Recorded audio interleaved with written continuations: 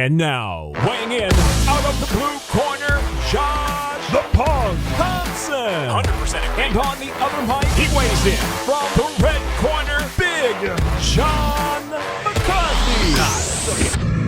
And welcome to another edition of the Weighing In Podcast with the real punk, Joshua Thompson, ex-lightweight champion from Strikeforce. I just had to say that. I don't know why. Because I was looking at a picture and he had the dye in his hair. And, you know, when you had the dye in your hair, I forgot about the dye in the hair. Yeah. Looked a little bit like Cyndi Lauper. But we are here for another version of our podcast, Weighing In, and I hope you are going to enjoy because we got a lot to talk about today, Josh. We've got the fight that just occurred, Holly Holm versus Irene Aldana, and Holly Holm put on a performance.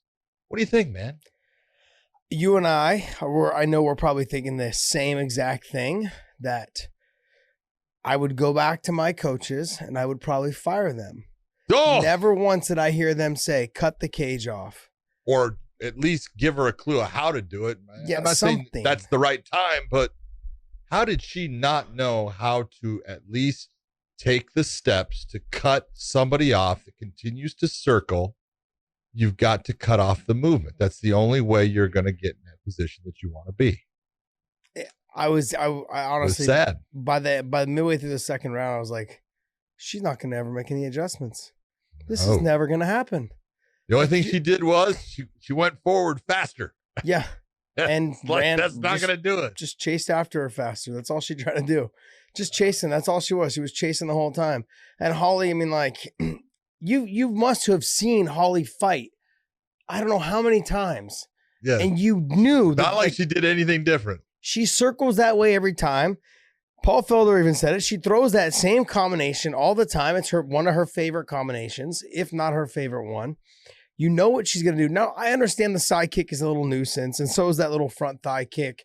Those are things that you got to work around, but those are ways you cut the cage off. You give feints to make her react and then throw. That's what Amanda Nunes did so well. She feinted, made her react, and when Holly kind of half reacted, she threw the head kick and knocked her out. You've got to get her to react and then try to react off of that. But you can't do that when you're just running after her, basically just chasing her like Rocky chasing the chicken. I mean, that's really what it looked like in the fucking cage tonight. I mean, I feel bad because I really thought she was going to make it a fight, but never in my mind did I think that Holly was going to stand there for her to box with, though, either. But I mean, I thought Holly would get put more into the clinch and things like that, but she never had to. The speed was such a factor. I mean, Holly, at 38 years old, was so much faster than her. And then not only faster, but just knew how to keep the distance and the range with the side kick to the thigh kick to the long straight left. I mean, she did everything beautiful tonight. Everything that we talk about that's important in fighting is, being able to control range, understanding the range, because there's a variety of ranges in fighting, and you'll see at times, we'll talk about it. One person wants to fight at a kickboxing range while the other person wants to fight at a boxing range. Then another person wants to fight at a, even tighter than that phone booth fighting range, get into the clinch, get into a dirty boxing situation. But you have to know the range that you need to be successful in this. You know what Holly does. You know how she moves, and you know what range she likes. So you have to have a game plan going into this of, this is the range where I believe I can be successful. And then if you have to make adjustments off of that, then we'll make adjustments, either mid-round or between rounds with the coach. I'm just being honest. She needs, in my opinion, I'm not saying her coaches don't know what they're doing, but obviously there's a lack of communication going on for that girl, as far as she's never faced anyone that moves like Holly. And there's obviously a lot of people out there that are more flat-footed and do things in a slower course, but you have to be ready for those people, and that's what your training camp is for. And you got to have people out there, that you're training with and you're sparring with, that are moving and mimicking what Holly Holm has done throughout her career. So you're used to it, and you're used to taking the steps to cut off that motion and make her move back to another side, or if not, I'm going to take the step and attack off of it.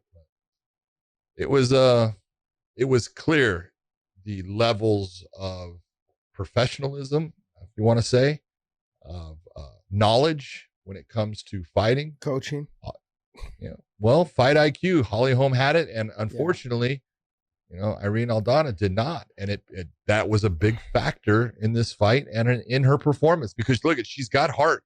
There's no doubt, man. She took a lot of shots, and she kept coming forward. She kept trying.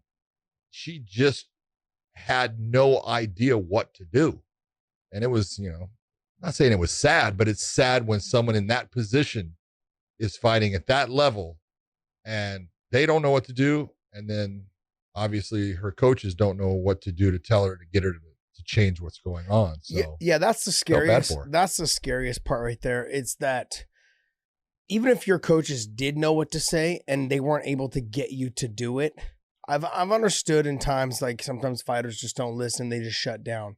Yeah, but there needs to be a relationship with you and your coach to understand that your coach has to have some sort of power or authority to get you to snap out of something. And I mean, and I've been blessed enough that I've had Javier at one of my fights and he couldn't get me to snap out of it. So Bob stepped in and Bob was able to get me to snap out of it. Didn't lead to a win, but I fought a different fight in the 4th and the 5th round versus what I was fighting in the first 3 rounds. You know what I mean? So you need to have those coaches that can get through to you to make you fight a different type of fight, hey, you need to do this. Otherwise you will lose. And it won't matter how you lose. It goes down as a L anyways. Doesn't matter if you lost by submission or knockout or, or decision or split decision, it still goes as an L. And so that's the one thing, you need to have those type of conversations with your coach, and your coach needs to have that type of conversation with you, and sometimes it's rough and harsh in the corner, but she just didn't have, even when your coach is not coaching you, you as a fighter need to know you're down. You're down not just 1 round, now you're down 2, and I'm getting hit with the same shit every time. That means that you as a fighter need to develop your fight IQ at that moment and say, you know what? None of the avenues that I'm going down right now are working, and I got to make this change. But like you said, the one change she made was she just ran in faster. That was it. There was nothing else. That was it. Not even trying to shoot it on the double legs. Yeah, there was nothing that made me think, okay, threaten more of the takedown. Just nothing. There was nothing. It just was the same thing over and over and over. Yeah. Even when you watched when Holly would get into the clinches with her, what offensive actions did you really see? She did a couple of good elbows. I'll give her that. But if you have someone that's moving on you that much, what is it that you need to do to slow them down? Well, you got to start attacking those legs. Yeah. And so if you're in the clinch, we'll start, start bringing knees. Even if your back's against the cage, you got to figure out ways. I gotta bring, swing a knee, get it into the thigh. Just do something that's going to start to make it a little bit to where that leg is a little bit slower, doesn't move as well, not as fast. I never saw anything with it. And that's where I'm saying that, the fight IQ that I saw out of, not only her, it's just her corner. The one thing I'll say about her corner, at least they were honest with her. You've lost 3 rounds so far. They showed that part and stuff. And it's like, thank God they said that. Yeah. Because you got to do something here. But I really, it was enlightening in a way, just to see the difference of how both women approached that fight once the fight was on, and what little adjustments they made and how it played out. You could just see the difference in one fighter just understanding fighting way better. Yeah. Yeah. Like we've said before, and people have said before, there's levels to the game, and there's, Aldana's just not on that level right now. And even Holly being at 38, she just has too much experience, whether it's boxing, kickboxing, MMA. She just has way more experience all the way around in all combat sports. And it just showed tonight. Now, I'm not really, realistically, who else do you see her fighting? That's the problem. You've got Amanda, you've got Holly, you've got Jermaine, and those are the 3. I can't think of anyone else. Sure, we saw a little bit of against Jermaine tonight. Juliana Pena. We saw her tonight, and she obviously didn't get the win, but it was one of those fights. She had moments. She fought hard. She fought hard, and she fought exactly how she had to fight. Yes, to try to beat Jermaine. So you're looking and going, hey, I understand exactly why you put yourself in the positions you were getting into and things. There's nothing more that she can do unless she just wants to get a payday. Yeah. She wants to win that fight. There's one way for her to win it. It was the same thing because I had looked at the betting line. The betting line on Jermaine getting a submission, I think, was at 850 or 9. So it was 9-1. I'm like, well, that's a bet you don't make. Yeah. I was wrong. Yeah, it's one of those things. You guys hear that? How did that taste coming out of your mouth? No, man. A little bit like vinegar? Huh? Is that how it tasted? I actually picked Jermaine to win it, but I said there's no way she's winning it by submission. So Yeah. I was wrong. Yeah, things like that happen. Those are things that I think when you're fighting someone who's mainly all stand-up, you sometimes will take for granted, especially if you're the grappler. There was a couple times I give you guys a little throwback. I fought Dwayne Ludwig, and I was beating him up in the first round. Somehow we got into a scramble on the ground. He tried to hook sweep me. There was like literally 10 seconds left. I get to all fours. He gets behind me, and I poke my head up to kind of look at the clock. He fucking sinks a rear naked choke, and swear to God, almost fucking went to sleep. Within like 10 seconds left, he's on my back. He fucking almost finishes me. How embarrassing would that have been? I was just taking it for granted. Like, I'm doing, he's not good enough to tap me on the ground. That dude lashed around my neck so fast, fucking my sphincter tightened up. Like, oh, I'm about to lose in front of all these people. Unbelievable to a fucking striker. So, but no, it was just one of those moments, man. I think the same thing happened tonight with Juliana Pena. She just took it for granted. Like, hey, I'm the one on the ground. I'm finally got you down, and it's one of those things. But she should have had a clue. Let's be honest. When she went for the choke in the second round, and then she got put into the Von Flue, it was tight there for a second. You could tell she was starting to have some panic on her. Yeah. So that right there would tell you, whoa, all right, Jermaine's gotten a little bit better in her grappling arsenal here. I need to be a little bit careful in that situation. But, I take nothing away from Juliana. She fought hard. She fought the fight she needed to fight to try to win that. Mm-hmm. She's just going against Jermaine's stand-up is so good. She was looking, some of the shots that Juliana got hit with, I was like, man, she got some whiskers on that chin because that thing had some heat on it. Yeah, but the same thing goes for the other way around. Juliana Pena hit her with some fucking nasty shots against the wall, against the cage. Yeah. And I saw the look on Jermaine's face like, oh shit, this is not happening to me right now. She got rocked. She got rocked a couple of times. Yeah. You saw her let her knees buckle a little bit. She just stood obviously still in the pocket throwing back. But it was like one of those situations where I'm like that's that whole, damn, I can't lose to a grappler. You know what I mean? Like you can't get knocked out by a grappler. That's like no different than getting tapped out by a stand-up person. So I'm sure that both things went through each other's minds at those moments when Juliana Pena rushed her with some good combinations against the fence, rocked her a little bit, and then they got back into the clinch and she was able to work her way through it. But the same thing must have been going through Juliana's mind when she got the takedown and was ended up on top, right in the guillotine. I mean, honestly, I feel like Juliana Pena's getting her stride back. She was out for 2 years, because she had a baby. Trying to be a mother, or is being a mother. She's not trying to be a mother. She is being a mother. I was gonna say, that's doing a good job of trying to be a mother. Yeah. So I mean, like, you know what I mean? It's just one, like, she's probably figuring out how to get training in, still be there for the baby, still be there. Well, I'm assuming, just be there at home, like with family. That's hard. That's not an easy thing to do for anyone. And then be able to separate yourself and go back to get training in and come back and fight top level people. And she's ranked number 4, so I think she'll not anymore. Yeah, I know. But look at that. I'm a poet. Didn't even know. Okay. Yeah, but another. I think I'm fighting Jermaine though too, who's ranked number 1. So I don't think she's gonna drop too much. Not much. Yeah, I know. So if she does drop, maybe just 1. But I mean, she beat Nico Montano, and so and then she lost to Jermaine. She lost to Valentina. Those are not bad losses. Those 2 losses right there to the champ and then to the number 1 contender. Got to figure back at UFC 200, she had that win against Kat Zingano. And it was a good win because she was taking Kat down, and Kat's got good wrestling. Yeah. Kat's solid when it comes to all of her grappling situations. And Juliana was all over, able to stay in the top position. She's a good grappler, and she's a scrappy fighter. I mean, she's just tough. Losing to Valentina, that to me, that is there's no shame in that. I still say she's just No, technically I look at it as 2 years off, or a year, basically 2 years off from fight to fight. It takes time to get your body back on track. And then I can't even imagine having a baby, you know what I mean? And then trying to get your body from there to come back on track versus guys, when we take 2 months off, we just drink and eat and whatever it is. We don't have to worry about. We have food babies. Yeah, we have food babies. Exactly what it is. Dave's podcast, Dave's carrying one right now. So he's always got one just lingering above his belt. It just was one of those.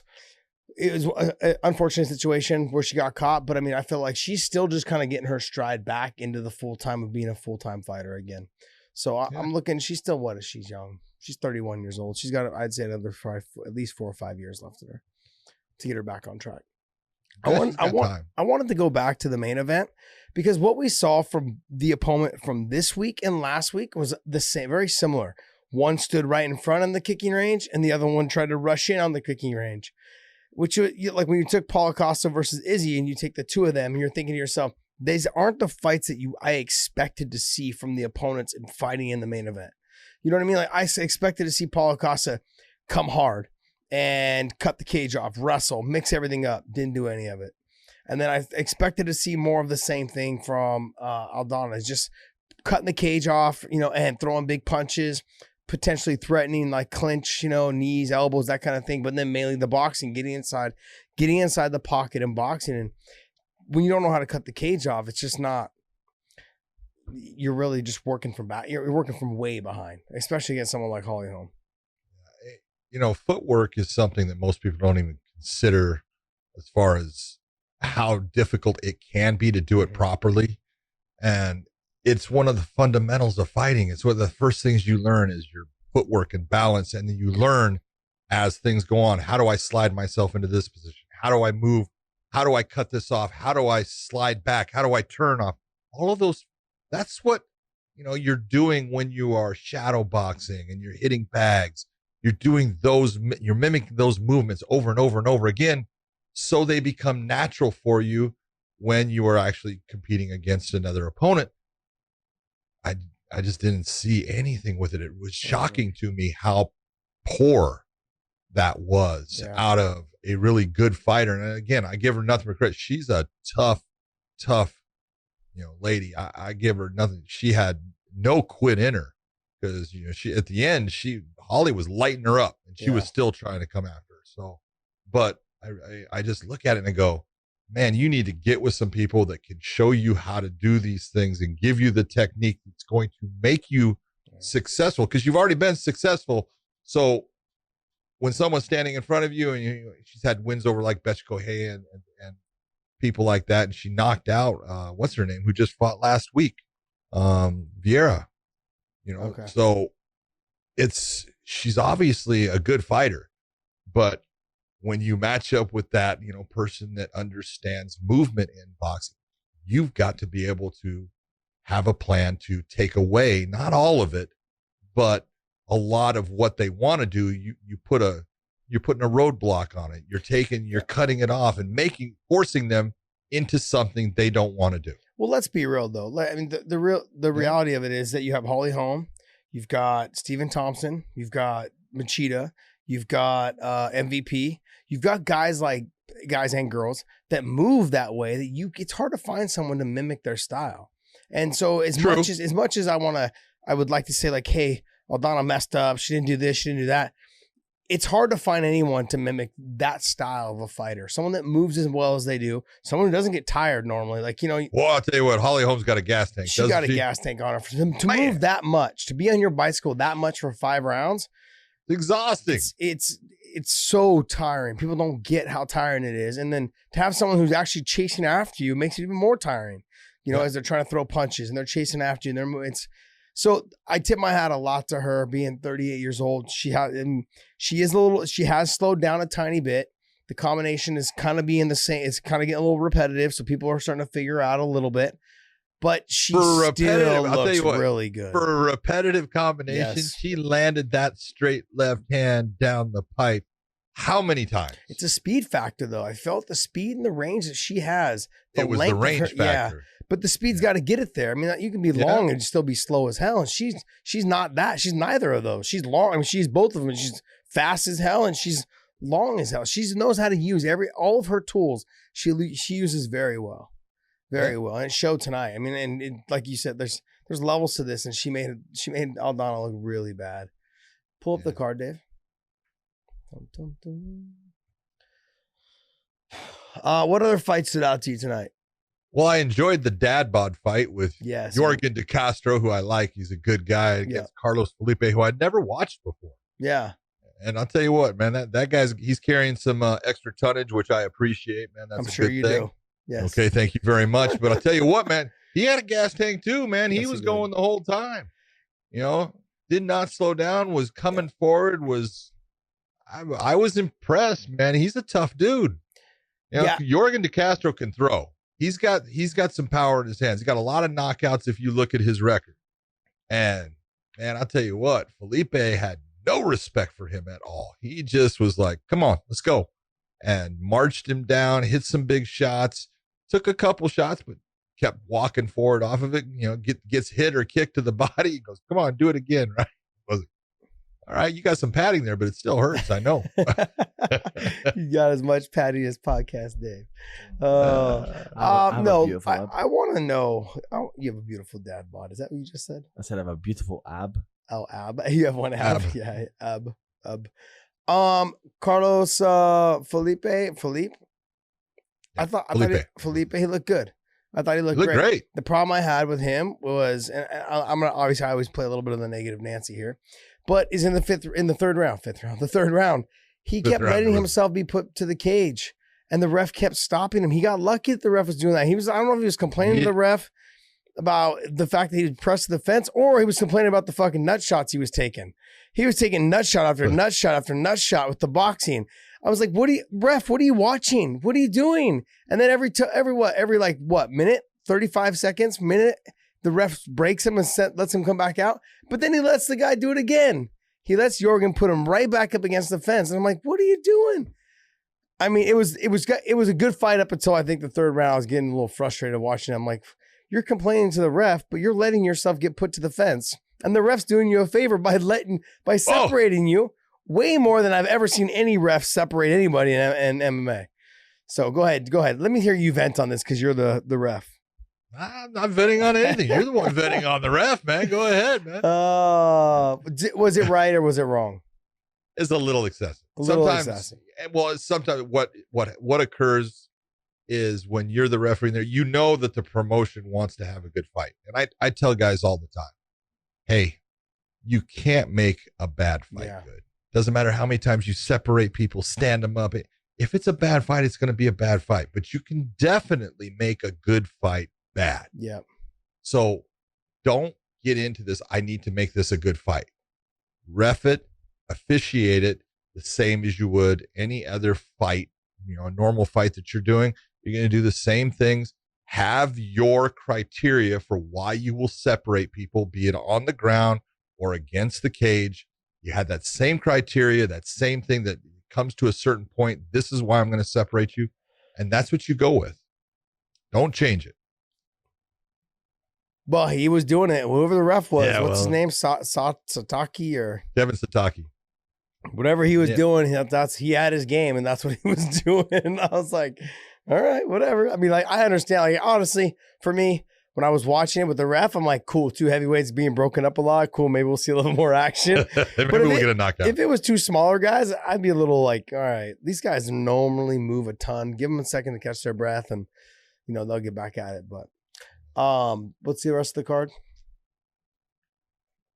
You keep leaving. How about Carlos Condit? Carlos looked good, man.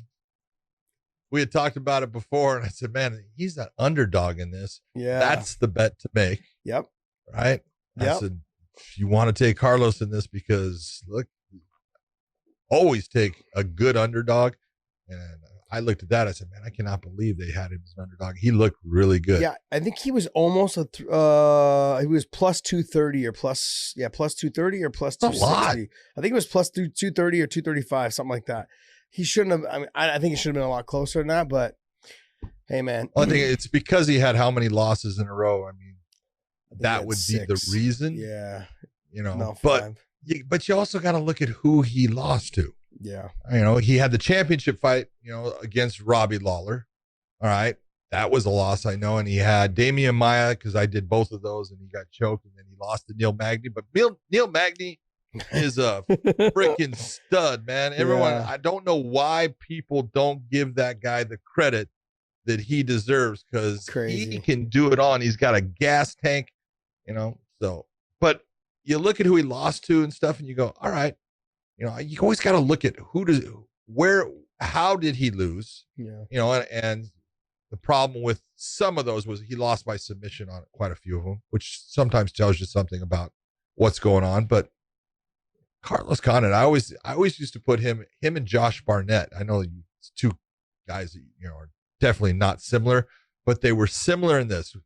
Carlos Condit has the nickname of Natural Born Killer. And I always used to say certain guys have a mean streak. Josh Barnett, I love the way he fights. I love everything, that he has done as far as, the way he competes, but he's got that mean streak, which is a good thing. And Carlos Condit, he's got that mean streak. He likes to hurt you.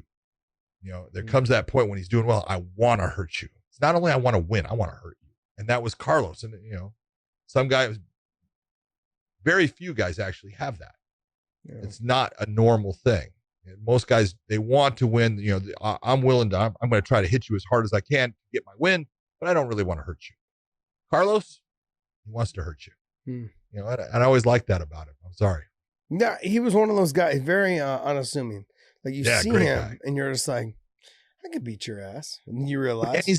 And he's awkward he's awkward in what he does, but it works. Yeah. It works for him. He comes up with some weird angles and he lands stuff. He leans back, but he sets his feet. As he leans back, he'll throw off of it. He's a hard, package, because he's got a really good ground game, even though he doesn't have a, jiu-jitsu black belt on the ground, against most guys. He's really good. Yeah. In the WC, he was one of those guys that most of his fights were on the ground, and most of them ended by submission because he was so good on the ground. And then he submitted some good guys. Yes, he did. He submitted. Brock Larson was submitting everyone. Yep, I remember that. He was a freaking white gorilla from freaking Minnesota, and Carlos submitted him. Didn't he sub?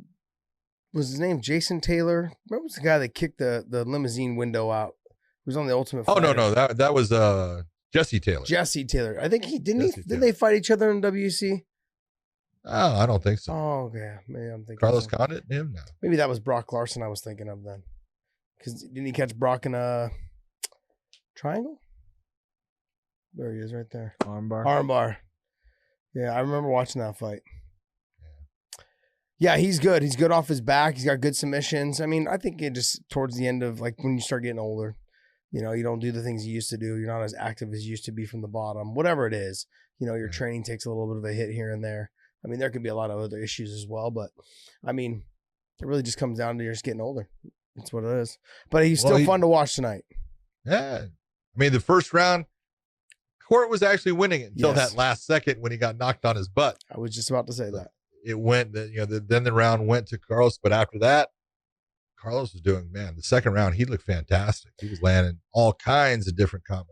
So. Yeah, it was like he needed that little boost of confidence once he dropped him, and then it was all of a sudden the fight just changed. Like, oh, I still have some pop. Yeah, I got something in me, and I can still do this, and my footwork, things just started falling into place. And then Court just couldn't get out. He was just quicksand the whole time. He couldn't get out of his own way. Every time he tried to do something, he'd get hit. And he always lost the last bit of the exchange. Carlos finished. Yep. If he started the exchange, he still finished the exchange. If Court started the exchange, Carlos was finishing that exchange. And you go, that's smart fighting. That's what you're looking for out of your fighter. I want a guy who's standing there and landing the last shot as he's exiting out. Got it. Catches people's eyes, and it's effective. So. Look hard. Let's see this. What fight was I looking? Oh, the Jourdain fight. That was a good fight. It was a very good fight. Ended with a draw. That was a really good fight. But those are the odds that we should be talking about. I think Jourdain was like a 6-1 favorite, 4-1 favorite, I think, or 6-1. I think it was 4-1, 4-1 favorite going on the betting. Joshua lines. looked good. Yes, That first 2 rounds, but that last round he was having a problem. But that first 2 rounds, man, he freaking put him on his butt. Yeah, really nice. Yeah, it's a lot better than people gave him credit for. yeah, he was chaining things together really well. He was throwing the combination, staying long with that push kick to the belly. He was circling a lot. He was, for someone that we were just talking about earlier with Holly, how she moves so much. And when she moves so much, you get tired. And that's exactly what happened to Joshua.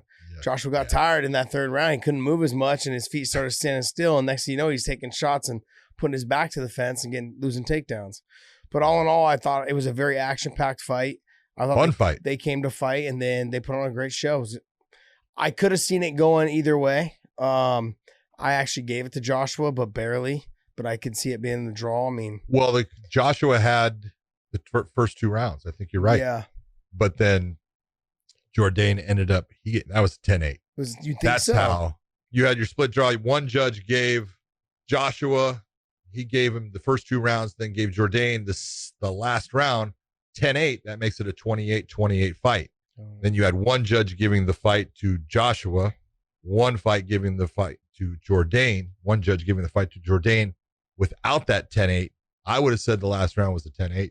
I thought it was a fair assessment on that round. So that's how you get the split draw. I got you. The shitty part of that is knowing that both of them put on a great fight and they're only going to get paid their show money. That's the shitty part. I almost feel like I always feel like they should take the win money and split it. Yeah, that's what should be done. Yeah, that, or I think the promoter That's should make fair. the promoter should make an assessment. Was the fight worth both of them getting their win money? Like that fight to me was worth it, and that, you know, and if it wasn't worth it, like if you get 2 people that it's a split draw because it was so fucking boring, and it's like, nah, you guys just both get your show money. It's almost like just say, hey, we'll give you a bonus. I understand it was not under your control, but obviously if someone won the first 2 rounds and then in the 3rd round, guy comes back that lost the first 2 rounds, he gets a 10-8. That means it was a pretty damn good fight. Yeah. Normally. Well, for one of them, at least in the 3rd round. Yeah. But I thought it was a good fight. I thought both of them looked great.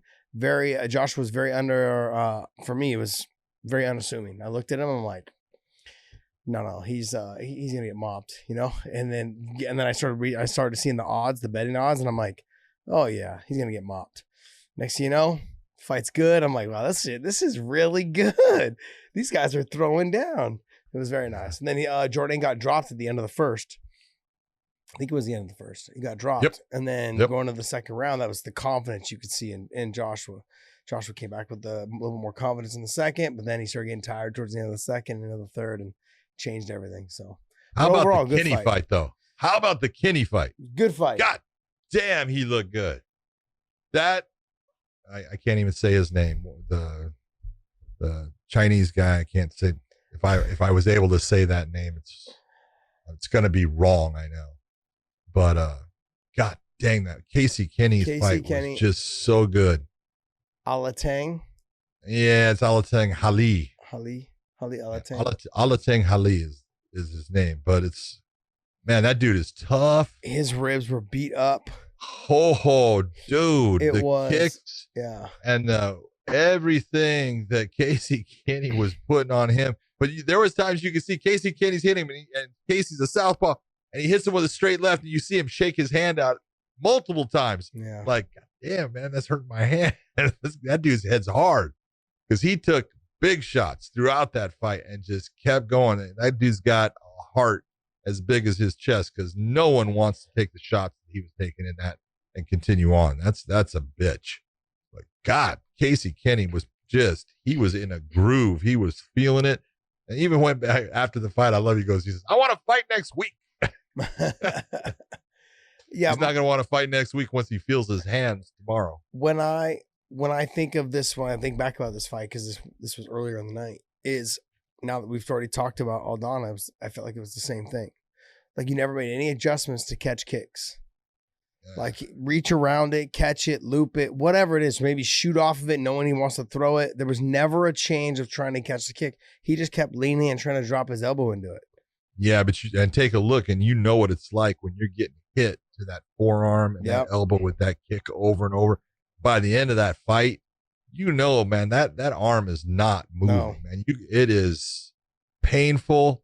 It doesn't. You can't hardly extend it out. So he's just, he's a walking punching bag at that time. But tough as hell because he's staying in the fight. But man, that was some damage he took in that fight. But there was no reason for Kenny to change his game plan because he wasn't making any adjustments. He wasn't like trying to shoot off of it. He wasn't trying to throw the right hand off of it. He wasn't trying to catch the kicks. I mean, if you want someone to stop kicking you, catch their kick 1 or 2 times and they'll stop. Or check their kicks. If it's a low-level leg kick, check their kick. They'll stop kicking pretty quick. They'll throw 1, maybe 2 more, depending on how hard you check the first one. But that was a remedy right away. When I fought Gil, the first time I tore him up with body kicks and leg kicks and all that. Second fight, he worked with Johnson worked on catching kicks. Second fight, totally different fight because I couldn't kick to the body anymore. He would catch my kicks every single time. Gone. And just after 1 or 2 times, occasionally they slipped out throughout the rest of the fight, 1 here, 1 there. But you realize right away, okay, look, I got to stop kicking to the body because he just kept catching it every single time. And there just never was an answer, and Kenny just kept going to the well. There's no reason for him to change it if you're not going to make any changes yourself. So I thought it was a great fight, good performance. Felt bad for Alatang. He didn't make any changes. Go ahead and say the name. Go ahead. Alatang. Holly. Okay. Yeah, people give me a hard time because I butcher people's names, but hey, I'm not. That one? Yeah. Everyone's going to butcher. Yeah. Everyone. I don't care who you are. So, next fight. What other fight was on there? That was good. How about the opening fight? And I was very impressed. I missed it. With Luigi. Man, I'll tell you what. Because Iron, I want to say was his name, Justin Iron. Man, I watched him fight before, and he is tough. He takes big shots, and Luigi Venturamini, man, he put him on. We heard him, went after him, and I'll give Paul Felder credit because he called it exactly right. He threw a kick in tight.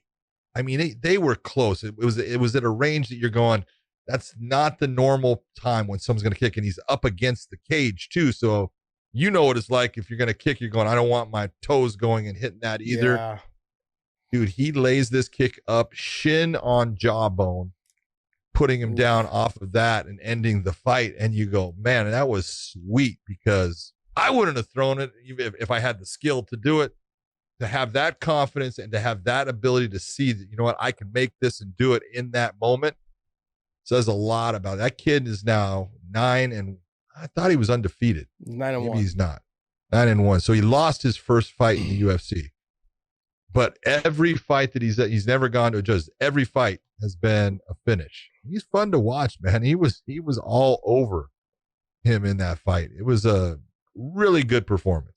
Outstanding. I would love to see you try and get your leg that high. That'd be hilarious. Anymore? I don't get my leg. I don't get my leg about more than about a foot off the ground. Foot off the ground. That's it. That's the way to climb into bed. No, it's a little bit higher than that for that one. Your steps are only what, 9 inches? That's it. That's it. Maybe 7.5. The other fight that I was go back to the fight card. The other fight that I was impressed with was, where is he? Oh, that girl. That girl? Which girl? Gosh. Oh, you're talking Thailand. about the Thai girl against Jen Yu Fry. Gosh, man. She had some nasty elbows in the clinch. Dude, she has a nasty Thai clinch. It was the same thing, and they actually brought it up because it was the same thing. You could see Jen Yu Fry, who I've seen fight many times, had no idea how to get out of that plum. None. Without sticking her face down to try to swing her head out. It was the same thing that happened to Rich Franklin when he first fought Anderson Silva. Rich Franklin was the champion. It was back at UFC 64. And Rich Franklin wanted to get into a clinch with Anderson Silva. That was his game plan. Get into a clinch with Anderson Silva. Get a hold of him. Clinch with him. And as soon as Anderson, did a Muay Thai plum on Rich, Rich went to get out, tried to swing his arms through, couldn't do it. And then it was like, oh my God, I can't get this off. Oh my God, this is different than anything I have ever dealt with. And you saw the progression of him going and falling out. Well, a lot of that fight, that was Jin Yu Fry against her. She just put on a great performance. Yeah, it's funny. There's been a lot of guys that I know that have trained over in Thailand a couple times. I've never been to train there, but John Fitch went over there for a while one time, and he came back and he's like, you don't get it. He's like, guys that are like 115, 118, 120 pounds, I couldn't get them off my fucking head. He's like, they literally just like plumbed me up, jumped up on top of me, put their shins across my hips. He's like, and I couldn't shake them off. I was like literally trying to throw them off underneath the armpits, everything. He's like, they were so tight, so controlled. And the whole time they're laughing and they're giggling about the fact that I can't get them off of me. And I'm like, it's crazy to think that people that are that good. And I saw that tonight. I was about to text you and tell you that. I'm like, I haven't seen a female with this much control in the clinch, in the knees and the elbows. Not in the clinch. Her knees and elbows were the best I've seen in women's MMA, if not in the best in men's. Did she not rip her to the body? You could see Jen was taking her arm and putting her arm down to try to block the knees from going into her abdomen area because she was getting just tore up from those shots, man. Yeah. I was impressed that Jin Yu Fry was able to keep going in the fight because she was getting hit with some big body shots with those knees. Yeah, it was nasty. I was very impressed with the whole performance. Thought she did everything really well. She obviously struggled a little bit with getting up off the ground. She was able to, but like once she hit the ground, you could tell she was pretty lost. There wasn't a whole lot of stuff going on the bottom. She just really had the real basic of just let me hold you, not take a whole lot of damage, wait for you to make openings so I could try to explode up and get back to my feet. But on the feet though, and her takedown defense was pretty good as well. So she had good takedown defense. She just once she hit the ground, it was just a different level. So she just wasn't able to do anything from the bottom. She was able to get back up. I think in the third round, she was able to get back up to her feet. After she got taken down, I think with a minute in the first round. A minute in the third round, she got taken down with a minute and a half in or something like that. And then she was able to get back up and then she fought the rest of the fight. Great fight, though. I thought it was a good fight overall. Go back to the card, Dave. Try to stay focused, buddy. Okay? What you have to be impressed with. You just watched her and her Thai game and how good she was. Angela Hill got a win against her. And that was mostly a stand-up fight, man. So wow. Size, I think. Angela Hill's big. This girl doesn't seem like she's that big. No, this girl used to fight atom weight. Now she's fighting straw weight, because the UFC doesn't have atom weight, which is 105 pounds. So did Jin Yu Fry. She was the champion in Invicta at 105 pounds. Got it. And so they're both fighting at straw weight, which is 115, which is health-wise, that's a good thing. But yeah, you're right. Angie's bigger. The fight that I want to talk about was Jordan Williams, and I don't want to butcher his name. Oh, that was a good fight. Imamov. That was a good fight. Great fight, man. Yeah, just a great fight. Jordan's from this area. He's from the Bay Area. And I've chatted with him a couple times, and really nice kid, man. What is it?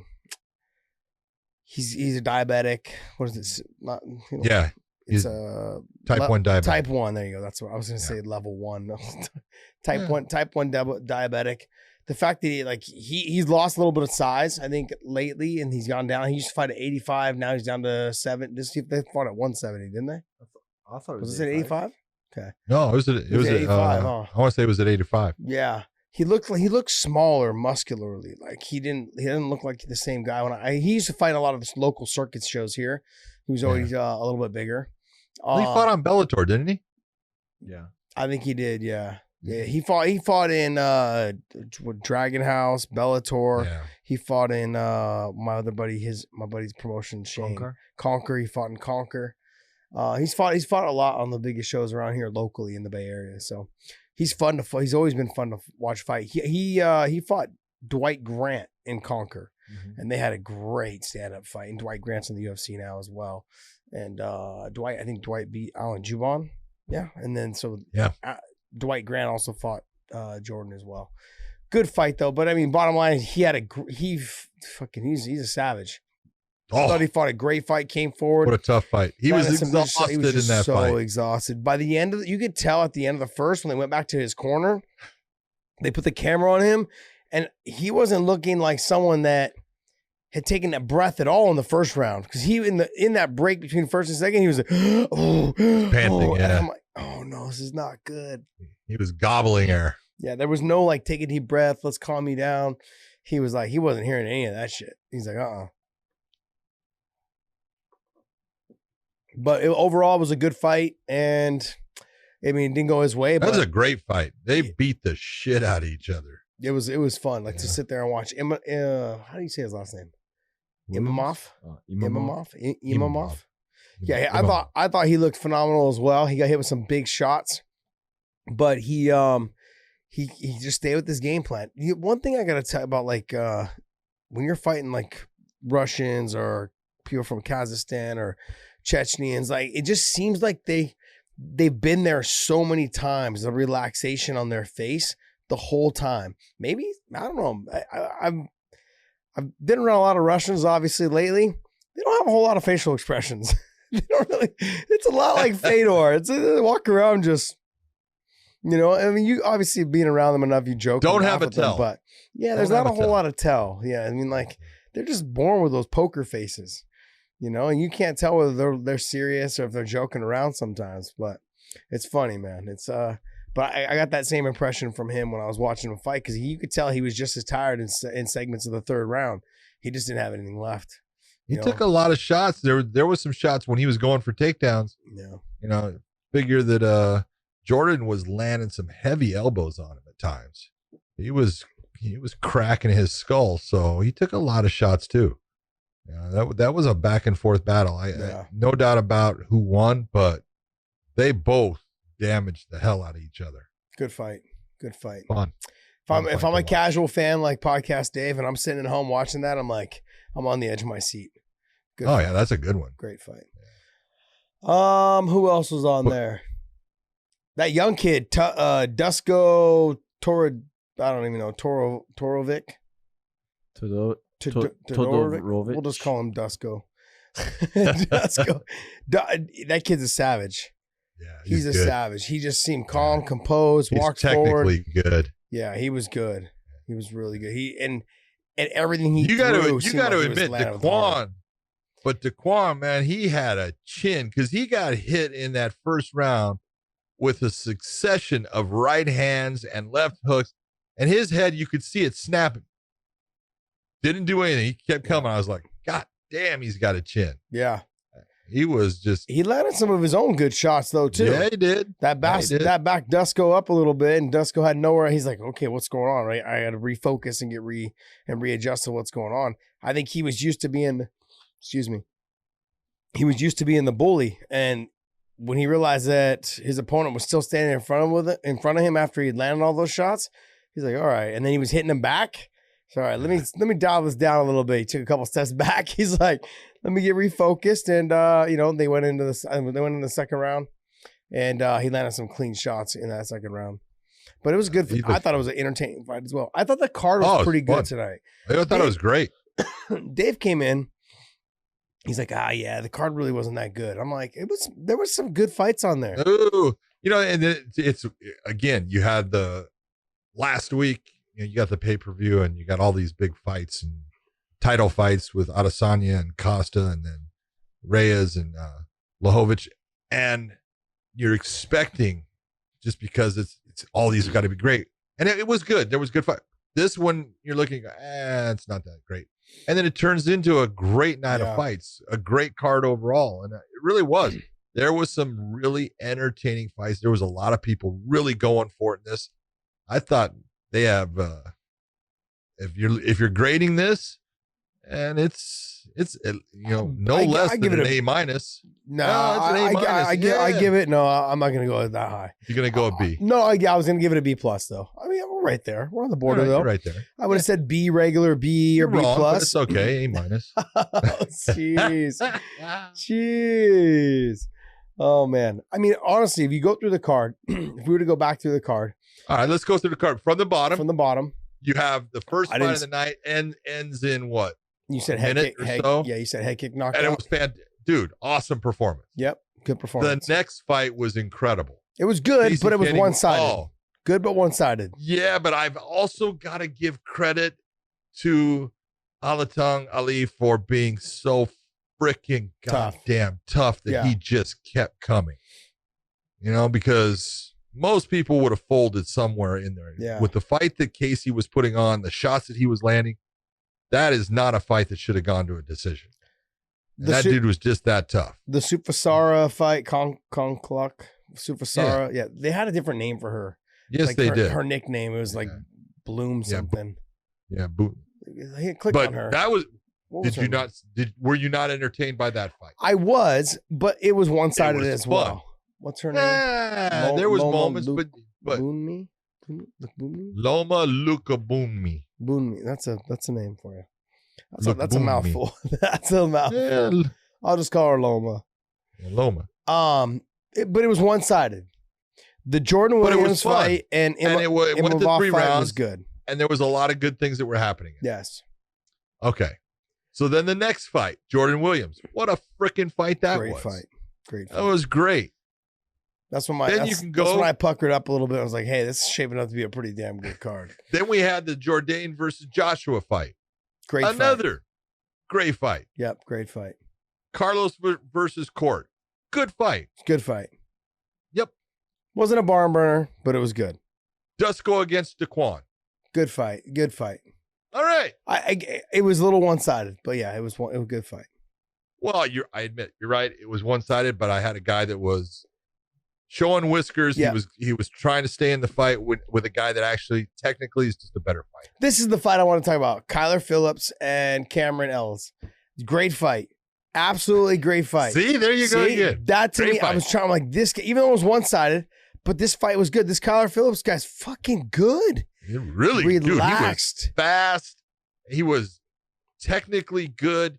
He was setting things up so you didn't know exactly what he was going to go after. He was a handful. good. He was good. I mean, I was very impressed with his style. He was willing to flow and go everywhere. So I've watched Cameron fight in Cage Warriors in England. He's a tough kid, man. Yeah. He's a good fighter, and he didn't. That was not his night. It didn't even look like he was in the same league. Yeah, it didn't even look like it. And I thought it was just overall Kyler looked really good, composed, long reach, range. He looked faster. His grappling transition to get to the back was phenomenal when he stepped over the bot. I was like, wow, this is impressive. Circled to the back before his opponent get to all fours and start to defend. I was like, this is a really good fight. And Kyler just looked phenomenal. He looked fluid everywhere he went, relaxed, fluid, speed, a little bit of power. Not one crunch power, but he was very good. His targets were on point. I thought he looked clean. I wanted to talk about him a little bit because for someone he's only a brown belt, but he looks like he looks like he's a black belt. I mean, the way he moved, from what I saw, the transition he made, and things like that, I thought he looked very good on the ground. Impressive. He looked fantastic. Very impressive. So from the MMA lab with John Crouch. Yes. Great job, man. They got a good little crew there. Yep. Good little crew there. So then on top of that one, then you went to Juliana and Jermaine. Good fight. And entertaining. Very entertaining. And the fact the way that it ended, like that to me right there makes me want to start gambling again. Like it's like what you're saying is I got a chance to bet $100 and make $900 Get the fuck out of here. I'll take those bets all day long. $100 for 9? Jeez, no problem. I don't know if I told you guys, but I won money for the Kentucky Derby. That's right, buddy. I bet on some horse. I don't even know. I just looked at the top 3 horses and I just picked one. I said, I picked I didn't pick the favorite. I picked the next 2. But they were both plus 500 and plus 900. But did you have any idea what those horses had done? I have no fucking clue. Then that's stupid betting. That's just fun. It's just fun. Hey, I won $1,600 though because it was 9-1. Congratulations. Yeah, That's it was good. 9-1. So sorry. So now, it was let me- 8-1. It was 8-1. Sorry, 1,600. Is this still I a bet B 200. plus card? No. Yeah, to me it's a B plus card. No way. Because of even though Look the at all the fights, fights you just said were great. I said they were good, but a lot of them were one sided. No, you said A lot you of them said- were one sided. Calm down. I said the Jordan fight was good. Jordan Taylor fight. Oh, it's outstanding. Imavov. That fight was good. The Jourdain fight with Joshua Kulibao. That fight was good. Those two fights were very close. Obviously, the draw, and then the other one was a very good fight as well. Those two fights were very good. And Juliana was close. It was close. She got choked out. Yeah, but it was a close fight up to that point because Wasn't actually, close. She got choked yes, out. it was. You had She got going choked into the out. third round, it was even. She got choked out. Third round, it was even. Going Okay, to the you know third, what? I'm gonna let ends you. up losing. I'm gonna I let like you the put that on the. submission. I'm gonna let you put that on the board. Okay, just I Okay. know it's A minus. It's like thank two. you In, very it's in 2 in the much. It was morning. a good card. Still not Nice A minus. show. B plus. I enjoyed it. I'm gonna go. You know what? We're gonna do grades now every week. B plus. Yeah. Um, Grade the shows. All right. Some good grading system. Overall, all right. So pull up the Bellator card. That was today, as well. Oh jeez. Was that Gallagher? Yes, it was. That was Gallagher Gallagher. versus a guy that I know you thought was going to win. I didn't think he was going to win, but I thought he had a very good chance at everyone because of the size, man. He is so much bigger than James Gallagher. And I thought for sure that he wouldn't let, like, I don't know. I think maybe he underestimated how good James was on the ground. And I'm not taking anything away from James. I'm not taking anything away from Cal. But both of them, I think there was a lot of ego and a lot of pissing matches coming into this fight. And sometimes you get caught up in that. And then when the fight goes on, you're like, oh, I'm good. And then reality is it's a fight now. This isn't like presser. This is for real. So I think a little bit I got lost. And Cal will be back. He's a big guy for 135 pounds. He's tall. I want to say he's tall. 5'11". He's like 5'11", I think. So 5'7". He is No, not. he's way taller than He's 5'7". way taller than that. No, he's like 2 inches taller than James Gallagher. When you see him in the face-off, he's probably 2 or 3 inches taller than him. If you pull up a face-off sheet, you'll see they're like standing. Yeah, that height He that is it's not saying is wrong. 5'7". He's about 6 foot tall. Yeah, I would say He's tall Yeah. for the weight class. He's incredibly tall. Yeah.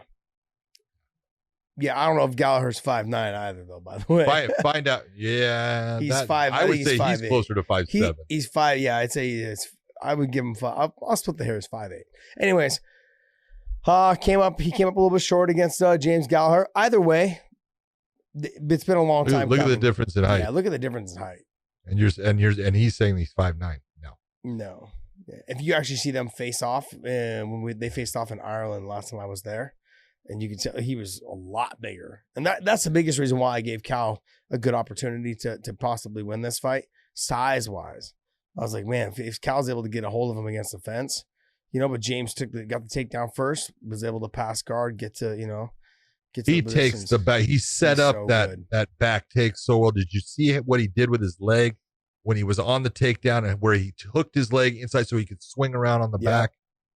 Just a beautiful, beautiful technique. And that's the difference is, you get these guys, and if you're going to beat Gallagher right now, keep the fight standing. Ricky Bandejas showed you the blueprint on how to beat James Gallagher. But if you go to the ground with him, I don't care what belt level you are. Yeah. His grappling in MMA is outstanding. Yeah. He is good on the ground. He transitions beautifully. He sets techniques up. And we were texting during the fight, and he went for the face crank, and he starts going palm to palm, and he's squeezing. I go, he's got to be careful with that. That's going to end up, burning his arms if he keeps on going back to that. Yeah. And he didn't. He goes to other things, sets up the rear naked choke. The way he did it was really well done. He's a smart ground fighter, and he is good on the ground. When the fight hits the ground, he's calm and relaxed. Yeah. He's a completely different fighter. Not that he's bad in the stand-up, but you can see there's a level of, anxiety in the stand-up because this is not my comfort zone. When it hits the ground, he's in his world. Yeah, I don't call it so much the anxiety of it all. What I feel is that I think he realizes, he knows, and like no different than people that don't have power, because I was one of them for my whole career, is that you know that like you're one shot away from getting knocked the fuck out. Because it's not like I had any power to like make people fear me. You know what I mean? And I think James is kind of in that same position. He's quick with his hands, but he doesn't have a lot of pop behind him. Not a pop. And so you've got to stick and move, try and land punches in bunches. And if you do, okay, go in and let's finish this. If you don't land that big shot that or 2 or 3 in a row that make them want to respect you, you got to get out of there and start readjusting and try and get back in to do it again. You can't hang out in that pocket too long, because you're going to end up with guys that have power. They're going to tear you up. Pocket's a nasty place if you don't have power. Yeah, exactly. I never tried to spend a whole lot of time there. Yeah. So that was just one of those things. I see James is kind of figuring that out, I think, a little bit as well, it seems. Yeah. And so he's sticking and moving, staying long. But he's also, he shoots a really good double leg from far away. You know, and he's able to lock up the legs, gets the takedown. He works his way up the body real well and then gets to the back. Transitions very well to the back, like you were saying. Oh. So overall, good fight. I mean, four times they try to make this fight. I mean, I wanted to see a little bit longer of a fight, to be honest, but it worked out. I mean, there's always gonna be a winner. Well, not always, but majority of the times be a winner or a loser, and this is how the fight game goes. So both guys, I think, have bright futures. I think they'll probably meet again. All right, so now hold on. At the end of it, Gallagher didn't have his normal Irish crowd to sit there and sing his praises, but he is being interviewed and he says that he wants the belt. He wants anybody. So if you were the matchmaker now, who would you put against James Gallagher? Patchy Mix. Oh, you'd go all the way to Patchy Mix, huh? I'll go balls deep. Let's go. You are going balls deep. I like that. Look, it's sink or swim. It's the Jimmy Show, and I guess for me, Jimmy Show. Well, this is what I've been saying. Show. I've been saying it for a while now. Is that not for a while? I've been saying it for probably about a month and a half now. I'm telling you now, the UFC and Bellator, they are different promotions, but Bellator is now. Thank you. I wouldn't have known that. Yeah. Thank you. But what they're doing is one's doing what they're doing. That's with the UFC. They're going to continue to do what they do. They're going to always say like, hey, this person's ranked here. This person's ranked here. Let's try and match these people. If you're coming off, both of you guys are coming off losses, we'll have you guys fight. So one of you guys ends with a win. You guys move on. They're going to continue doing what they do. I think right now with Bellator, there's been a lot of changes and a lot of big signings now with the new up-and-coming guys. They just signed Khabib's brother. Some big new ones. They just signed Khabib's brother, Usman Nurmagomedov, his real brother. So they just signed him. He's now, I want to say he's 11-0? 9-0 or 11-0? 11-0. 11-0. Okay, yep. And he'll be making his debut probably within the next 60 to 90 days, at 155. He's very talented. He's trained at AK before. He's got a little bit more like a karate style stand up, more of the side kicks, a lot of footwork, but he does come forward. He's got the judo, or not judo, but he's got the sambo and a little bit of the mixture of that submission game as well, like his brother and everybody else that comes from that camp. He's going to be fun, and I'm excited. He's young too. He's still a baby, and so there's a lot of top talented guys. I think that they're starting to make their move now. And the fighters that are there now, they need to start being weary about, hey, there's new groups of guys coming in. So for me, I feel like with James Gallagher, he's 23 years old. Yeah, he needs to make a run now, and then win or lose, he'll have time to make another run and maybe even another one after that. If he waits and tries to drag this out, like let me just keep taking these fights that potentially I can win or for sure I'm going to win. You're basically just you're trying to build up false confidence. Get after it, kid. You're young, you're talented, you've got all the skills, and the best thing to do is learn from a loss. So if you do lose, at least you've got plenty of time to get back on track, because it's not going to get any easier for all the guys that we're signing now. It's not going to get any easier for him. So my idea is for him to get up there and fight the best guys now while he's still young, so he has a lot of time and to learn from his mistakes that he made at a young age. We're going through the same thing right now too with Patchy Mix with the Juan Archuleta fight. He's going to have to do the same thing. Outside of that, I mean, I really couldn't tell you who else I would like to see him fight without. Can you want to pull up the Bellator roster for that weight class? Was there any guy that we signed that's his weight? I don't think there was a 135 signing.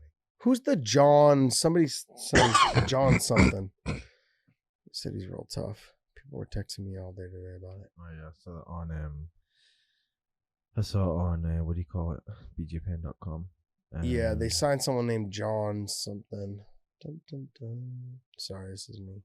Johns are always good signs. Brett Johns. Yeah. Oh, Brett John. He used to fight in the UFC. He's from I want to say Wales. Yeah, they said he's From pretty England. good. He's really good. There was another guy they were all talking about. Dun, dun, He's a dun. 135er. Is he? So there's another guy. I mean, like I haven't seen him fight, so I'll have to take a look at him and go from there. But if this is our mix up right here, so he's already lost. He's already lost to Ricky. I would like to see James. I'm not going all the way to Patchy Mix, but Okay. I would like to see James Gallagher against Rafion Stotts. Come on. Rafion Stotts, outstanding wrestler, outstanding jiu-jitsu game and ground game, tough on his feet, and young, fun to watch. I think that would be a great fight. What about Higo? Leandro Higo? Yeah, or Keith Lee. Keith Lee. You could do Leandro Higo based upon the Pitbull brothers and SBG having their little word battle, so that would kind of be fun. But I look and say, I think that Rafion Stotts would be a fun fight. I think that would be a good fight. Yeah, Tough. you could put him against Rafion Stotts. You could put him against Uchegbu, who's really good on the ground. Stand up wise, he's not as good as as Gallagher, but on the ground, he's just as good. So that would be a kind of a fun fight. Let's scroll up a little bit more. Eric Perez, that might even be another fun fight, even though Eric's coming off 2 losses in Bellator. That'd be a fun fight. You could see Toby Misek somewhere around there. Toby's going to stand and bang and get after it a little bit. But I think maybe the Keith Lee fight. Keith Lee and who you just said. Looking good. You said Keith Lee and then who's it? And Rafion Stotts. You know, I'm okay with either one of those fights or even Leandro Higo. Those 3 guys I think should be his next fight. One of those 3 guys. You don't want. I don't know if I don't think it'd be a good fight for him to fight Josh Hill. No. Josh Hill is Josh Hill is good, man. People don't give him credit. That guy is technically solid everywhere. He's got a great ground game too. So he's one of those guys doesn't look impressive, but he wins. And he does a lot of impressive things when you watch him in person. When you watch him on TV, you're like, he's all right. Yeah, he's kind of boring. But he wins. But he takes away the strength of his opponent, and he makes that opponent fight the fight that he wants it to be. Yeah, he's good. That's a smart fighter. Pull up the rest of the card, Dave. Dun, dun, dun. Jeez, Dave. So then we had Charlie. I call him the zombie Leary. Dude, I like Charlie. You know, when I first saw Charlie Leary fight, I was like, oh, he's not that good. And then I was watching, I said, you know what? This guy's tough. And then I watched him more and I go, you know, this guy is freaking just durable as hell. He has taken some big shots and he just keeps coming. And then at the end of it, I was standing up cheering him because, man, there is no give up in Charlie Leary. He is super tough. And so then when he was going to fight Kiefer Crosby, normally Charlie fights at 155 and Kiefer, he's that tweener guy. He can't make 55 really. 70's too big for him. 65 or 60 is the best weight for him, you know, but so they did a contracted weight at it. So I was interested to see, you know, Kiefer is faster, physically stronger, but you saw what Charlie Leary did, man. He put it on him and he walked through a lot of his shots because he got hurt in the beginning. And he just kept on digging down like he always does. And he hurt Kiefer, and Kiefer was tough. He was coming back from it, but ended up getting stopped on a cut. And I did find out it was a cut in the eyelid. Yeah. That's why they stopped the fight. Yeah, you could tell on his right eye when he was trying to close his eye that there was a slit, like right on the inside, kind of by his, more closer to his nose, not on the outside. And so, and I knew also too when the ref came, or the doctor came in and looked, he didn't waste 1 second. He said, not any hesitation. None. He just said, and nope. that's normal for fighting. You know, we talk about what cuts, you know, why a doctor stops a cut. And a doctor, when it comes to cuts, so everyone knows, with things that, you know, you take a look at my face and wrinkles. Yeah, there's a lot of them. There's a lot of them, but they, you know, those are called the lines of the face. That's what they'll call it basically. And so when you have a wrinkles. that goes along. They're called lines of the face. You Wrinkles. shithead. But when you have a cut that goes usually, and that's a horizontal line of the face type cut, it then just depends upon where is the cut, because things that go in that horizontal fashion are usually going to be okay. It's not a problem. That's the normal cuts that you see.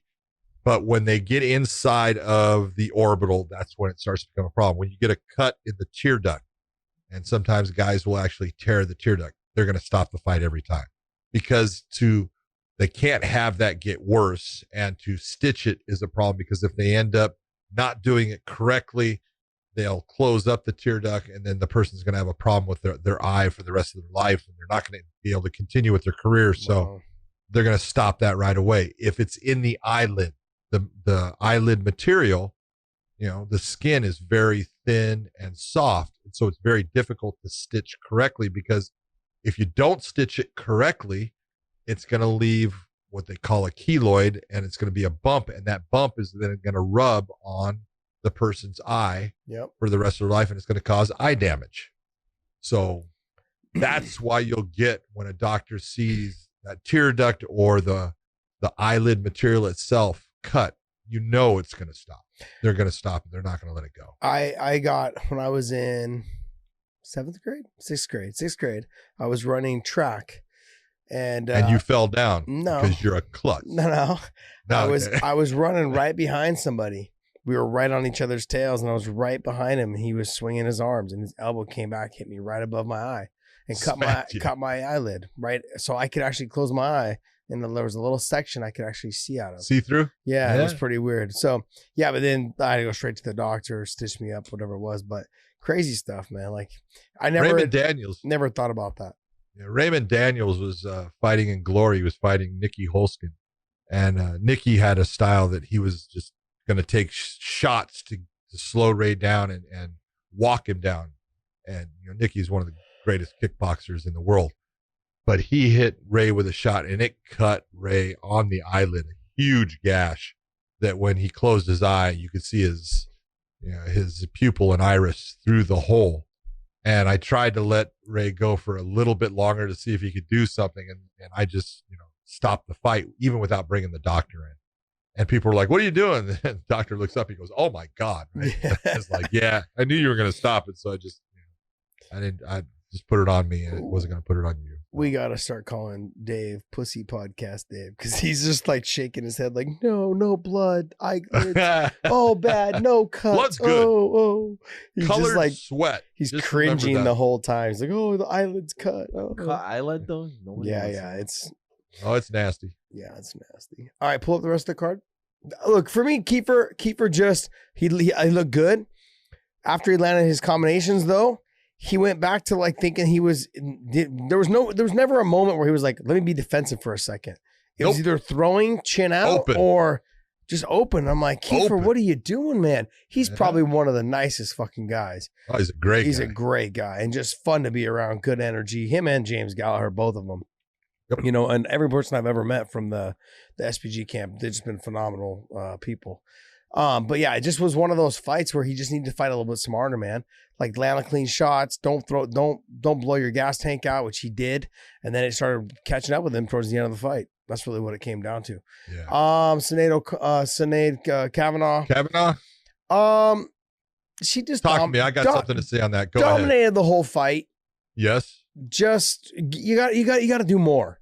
Like she should have put her away. Okay, when you say you got to do more, what more does she have to do? Tell me, because I have something I'm looking at. I'm going, what is wrong here? Yeah, because Sinead has got hands. Yep. She can box. Okay, and she's fighting a person that is trying to take her down all the time. That's understandable. I want to get away from the stand up with Sinead. Smart move by what I want to say her name is Lehner. But Sinead, all right, I'm going to coach you a little bit because your boxing is so good. But one of the ways to keep someone from being able to take you down is to slow down those legs. And so I just want you to think maybe a couple of times off of hitting with those hands and throwing those combinations, which you are unbelievable at. finish it with a kick to the leg. Just give me a kick. Finish it and make her pay. With that kick, it's going to pay dividends in your fights against all these ladies that are going to try to take you down. Your hands are awesome. Finish with kicks at times. It's going to open things up for you. Tell me I'm wrong. No, you're not wrong, but you're not really right either, because she's not a very fast twitch person. So for her, throwing the leg kicks, if they're not timed perfectly, she could potentially get taken down off of that as well. So not if she's throwing them behind her hands, because all of these ladies, when she's throwing shots, they start really covering up. So where are their hands at? Yeah, I get you. I understand what I get. Bring what you're it down. saying. You're not going to get the leg caught. I get what you're saying. She's just not a fast person though. And I think also too, the fact is, like, when you start seeing her movement, throwing in the kicks, I get it. I understand. She looks like she has heavy hips and heavy legs, because every time her opponent tried to take her down, she just stuffed it. It was like, she didn't have to sprawl. She just gave her the hip and just stuffed it. And I was like, oh, wow, you're not getting anywhere with that. Very impressive. I was very impressed with her takedown defense, but she's not a fast person. So for her to kick, I feel like it's going to take time for her to get it there and get it back. Obviously, I think with a year or two of hard training on it and trying to incorporate it in there, maybe a little bit more opportunity to deliver it, but she's not fast. Like, everything she does, you could tell packs some weight behind it, but she doesn't have a whole lot of speed. You know, she does throw her punches in combinations and in bunches. She does that very well. And I get where you're going with it. I think because she's not a fast person and she's got the heavier legs and thighs, it's going to take her a while to get that kick there and get it back, and people may be able to catch it. Just my 2 cents. I understand that she doesn't use it because it's like, hey, that could lead to me getting taken down. That's where I don't want to be. I want to just keep it in the stand-up. But man, I think it would make her just so much more trouble for her opponent.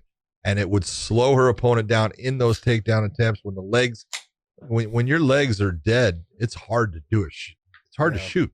Yeah. So. What other fight was on there? Dun, dun, dun. Josh, stop doing that. It's annoying. We gotta wait on you. I don't know why you don't just put it back. I don't know what you're talking about. Dun, dun, dun. Ba-dum-bump. Chris Bungard did not look good tonight. No, did not. Didn't look good. Did not look good at all. Gia looked okay. Duque versus Pedersoli Jr. Yeah, that was a good fight. Good fight. Those guys fought hard. Those guys went after it. You talk about two exhausted guys at the end of a fight. They both deserved it, man. They were going after that, and it was fun to watch. Yeah. But the one that I did enjoy, Andrew Fisher, I officiated him a couple times in Russia. Got it. And he's a tough, durable dude. And going against Ashley Grimshaw, I texted you, hey man, he's tough. Yes, he is, or something like that. He was good. He always starts slow. He's got to pull the trigger a little bit more. Like like you said, he's not a fast starter. Hadn't fought in a long time, man. Hadn't fought in a long time. So I mean, you got to pull the trigger a little bit more. I felt like he had Grimshaw hurt a lot. A couple times he could have went after him a little more, and he didn't do that. I have a lot of frustration also too with Kane Musa. He's got all the abilities, all the skill, all the speed, all the power, the wrestling, everything you need, and then he doesn't pull the trigger. He's a guy that walks you down but doesn't do anything. I get frustrated because he's good looking. He's got the look. He fights like he has moments where he has flashes of greatness, and then there's moments where he just goes a whole round without doing anything. And I'm like, what are you doing? You know, and he's not a big. I think he fought at 55 today. He's not a big. He's 55. a 45. He's a 45er.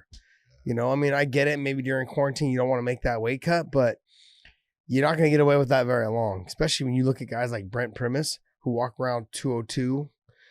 You know, 200, 202, somewhere in there. He's fucking. Have you heard that he's walking around at 202? 202. Holy shit. He's so big. He cuts so much weight. It's crazy, insane. He looks big. He looks big when he's in the cage. No, so. he's big because he is big. That's why. Pull up next week's card.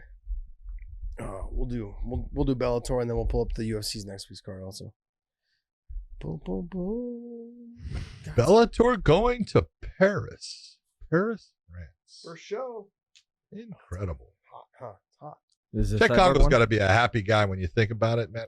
That an entire career, he's 40-some years old now, not being able to really fight in his home country, and now he gets to fight there. That's kind of Chet cool. Congo. Yeah. The Pattis one, is that the one? Yes. Yeah.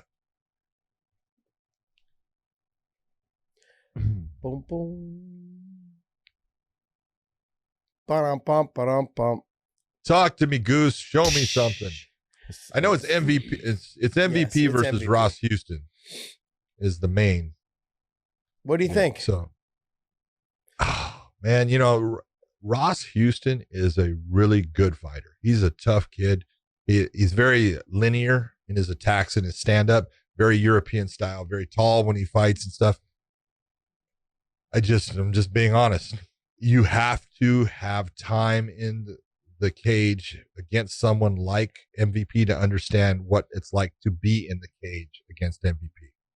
And I don't think it's going to end up being, I think Ross Houston is, like I said, a really good fighter. He's undefeated. He's going to get his first defeat. Yeah, we talked about this earlier with the Holly Holm thing. It's hard to find someone to mimic their style, To mimic that. and Yep.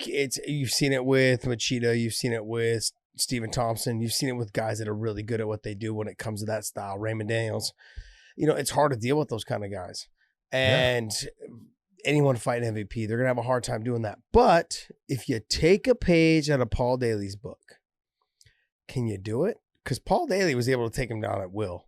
Just Paul, Daley, and Paul Daley had moments of success throughout that fight. It just wasn't enough, and it was close. It was a very close fight. Had Paul not given away the first round, MVP would have lost. I mean, realistically, he did. He just gave away the first round, didn't throw anything. I think he threw maybe one or two strikes in the whole round. Ross, I have not seen Ross fight, so I need to go back through and look and see him fight. But if he's able to get any type of takedown and keep it to the ground, MVP has got some tricks up his sleeve on the ground to get back to his feet, but he's not a jiu-jitsu guy. You know what I mean? And we know that. But getting in on him, the speed, the reach, the range, the precision that he hits with, he's right on target. I mean, all the guys, and people want this is a Super big accurate. fight. He's very accurate. This is going to be a hard fight for him, I think, regardless. But it depends on Ross on if he can cut the cage off, if he can get him to feint him and make him react so he can try and do something off of it. I think really what threw MVP off in the first fight with, or in the fight with Daley, is that Paul, he's got a pretty good takedown, and he shoots it from so far away that you don't think it's coming, but it's there. And he was able to get some takedowns on MVP. If Ross can mimic something along those lines, he's got a good chance of at least, inking out, a round, maybe even two. And all he needs to win is two because it's not a 5-round fight. It's just 3 rounds. Do you think we should, see, for me, I feel like, because isn't Ross Houston, he used to be the champ for Cage, Bama? No, he was the Cage Warriors. Cage Warriors. Okay, so he was the champ Cage for Cage Warriors. Knowing that he was a champ already, and MVP being one of the top guys, I think, in Bellator, this should be one of those fights that I feel like if we were going to make exceptions for 5-round fights for main events, this should be one of them. Yeah. Just my opinion. I'm not on the 5-round fight for everyone.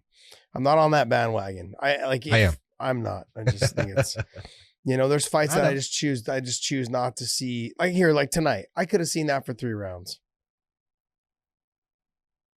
The Aldana fight, I could have seen that for 3 rounds. I mean, obviously it's easier to say in hindsight. I already know. Well, it's always easier to say in hindsight when someone won every round. Yeah. Okay, but when you get that fight that is very close, yeah, in the end of 3 rounds, it could be going either way. You want to see that 4th and 5th round.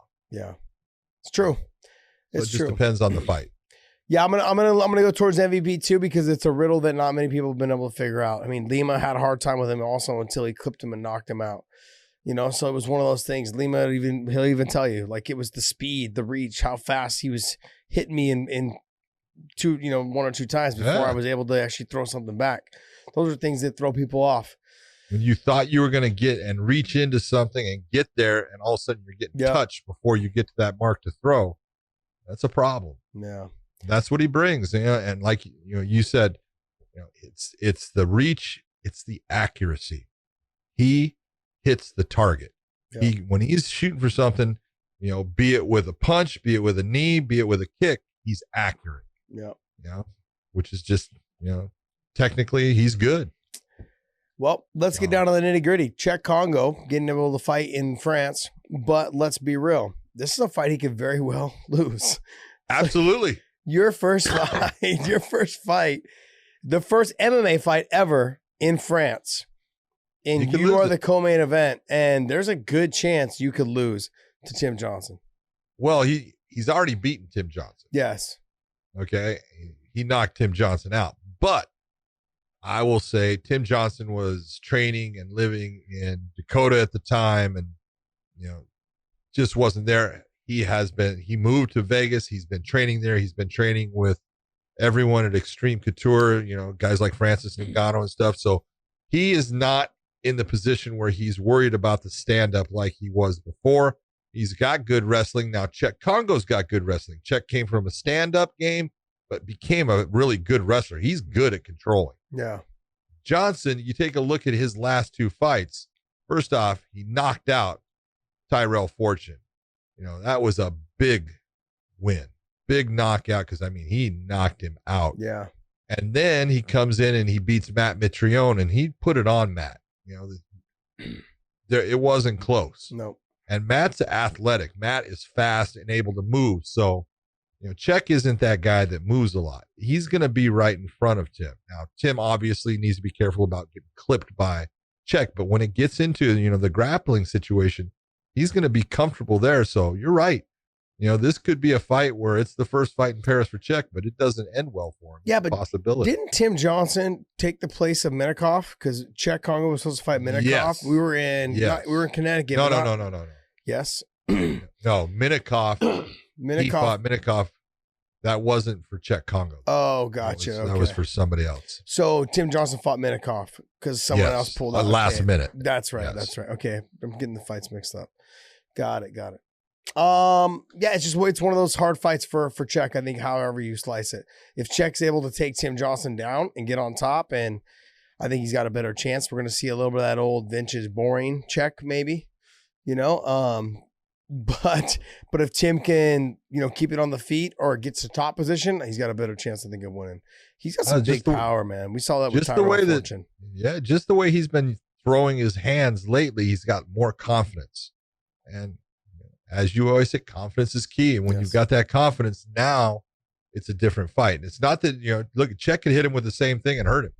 Because, at heavyweight, all it takes is one well-placed shot. Yeah. There's enough torque and power and weight behind it to put anybody out. But right now, Tim Johnson's on a roll. He's looking good. He's fighting well. He does have that wrestling background that he can always go back to and get a hold of people. And, he's a bear, dude.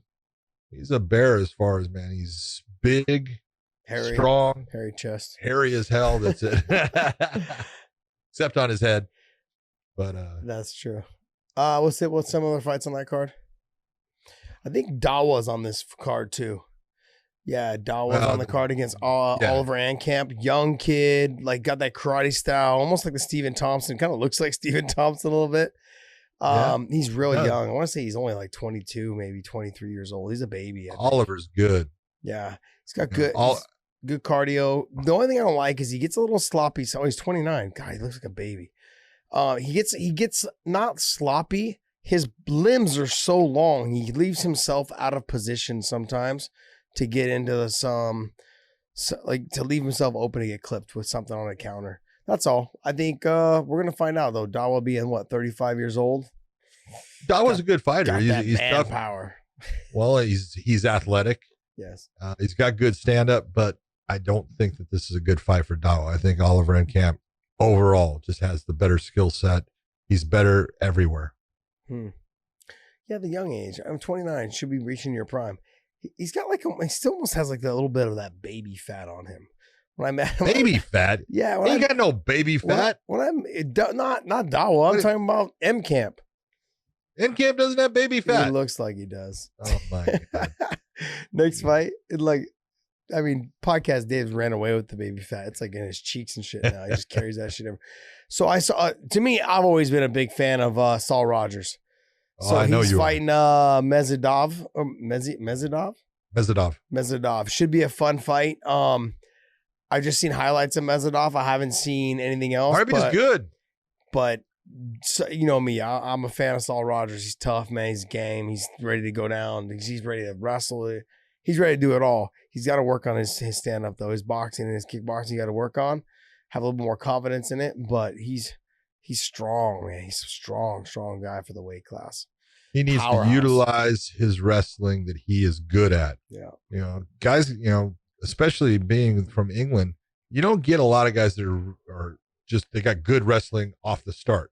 Sal Rogers is a good wrestler, and he needs to be using that skill set if he wants to get a win against Mezidov. Mezidov's got good stand-up. He's sharp.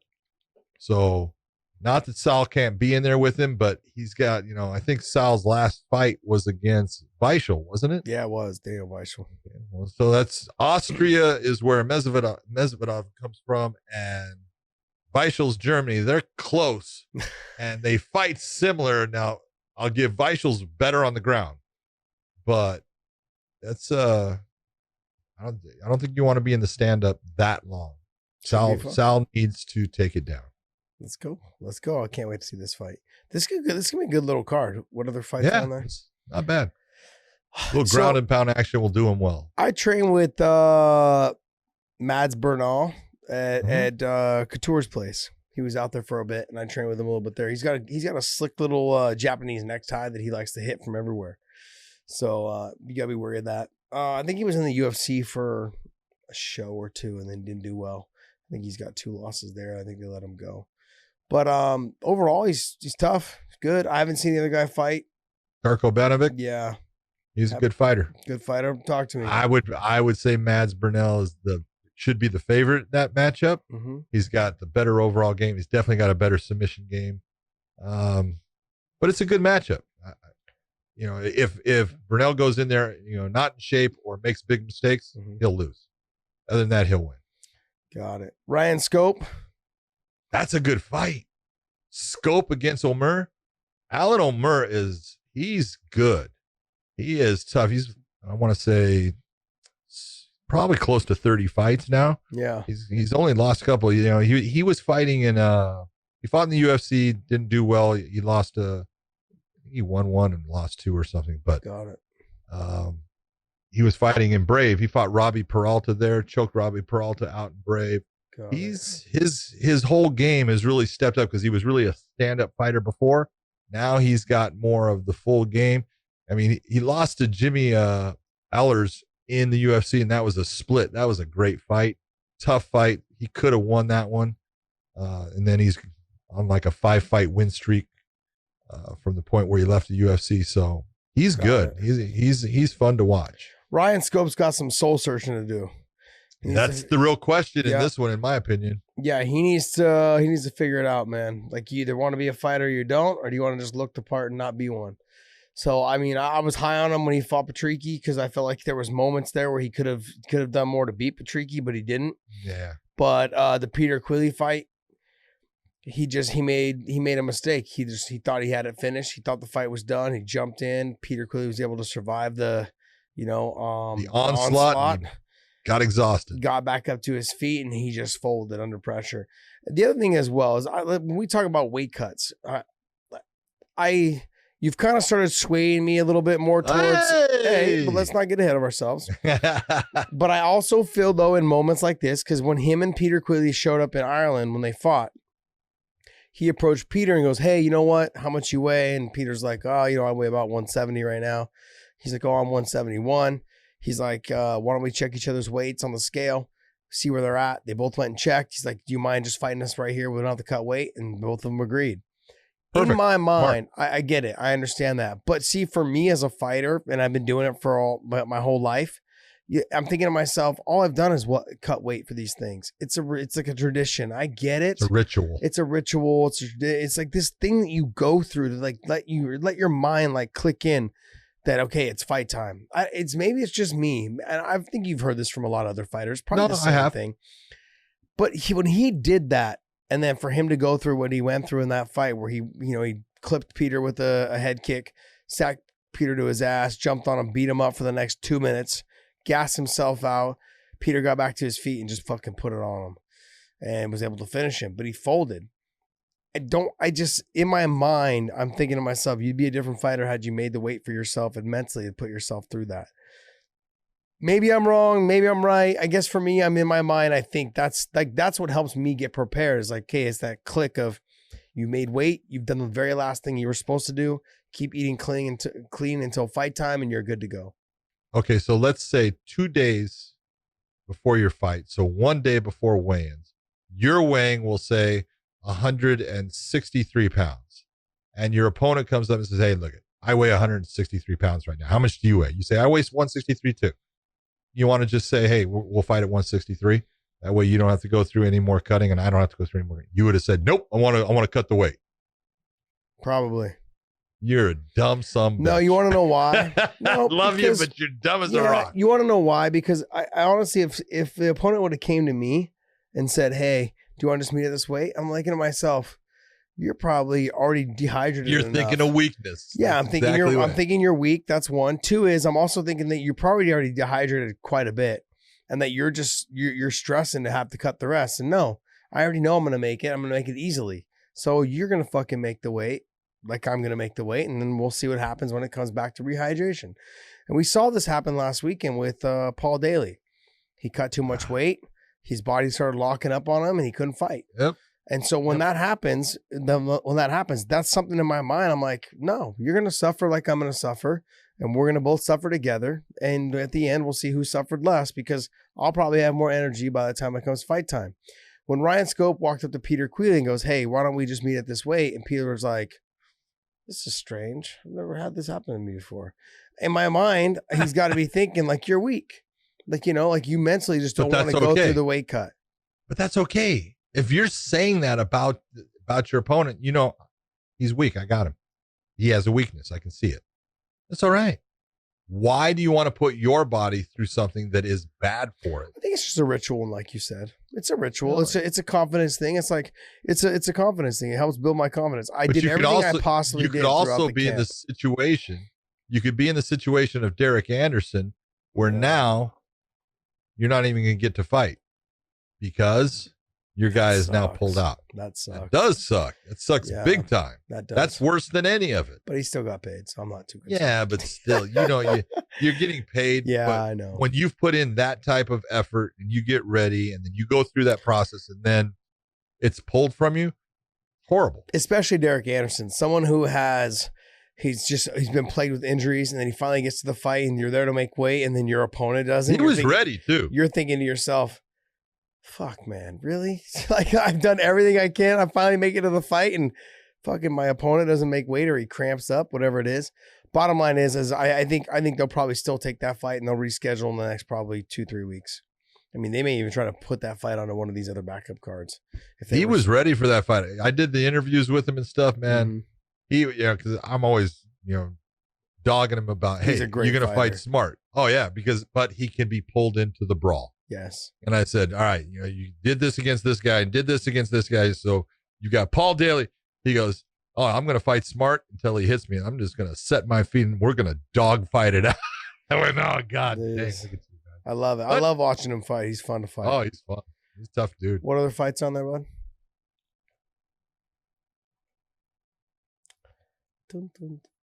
Dominic, that's a good one. Which one? No, Elias Blade. I heard he's hurt. Blade is good. No, they moved him. Oh, so he was on this card today. The Milan card. No, he was on the Milan card from the first. So they moved him to this card. Got it. So he's on this one. That dude's stand-up is sharp. Yeah. He's fun to watch. I've brought him up several times now. He, to me, I feel like has the best kickboxing in MMA. Kickboxing. I'm not saying he is the best stand-up guy. Don't get me wrong. Izzy and him, different styles. Very different styles. He's sharp. Yes. Elias Blade will throw. That's why he's called the Blade. They'll call him. He'll throw 3 or 4 punch combinations, finish with a kick, come back with 1 or 2 punches, and finish with a head kick. He will put it together that way. I'm not trying to say that any of the other guys are not good. I'm just simply saying, to me, this kid has some nasty stand up on the feet. I would put him in the top 3 or 4 probably in all of MMA as far as stand up. He's working on his ground. I've seen him do a little bit of his wrestling and some jiu-jitsu on his last fight. He is getting better on the ground. No, he's not. He's not black belt level, but I mean, he's very talented. He's got good takedown. That's all he talks about is his ground. He says, "Oh, you're gonna see, I'm gonna be submitting people." Like you can tell he's an athlete. When you fight stand up, like you don't have to submit people. You just gotta stay off your back, buddy. You're good. That's it, man. And he's got pretty good takedown defense as well. I mean, don't get me wrong. I mean, they're gonna keep giving him guys that want to stand, but these guys, when they feel like they want to stand, they don't stand very long. They all start shooting. The last guy he fought did stand the whole time, but I mean, the last guy didn't have it. I don't think he had another alternative though. He was mainly a stand-up guy, and it became down to him just getting his legs chopped up, and it was nasty. And his kicks are hard and nasty.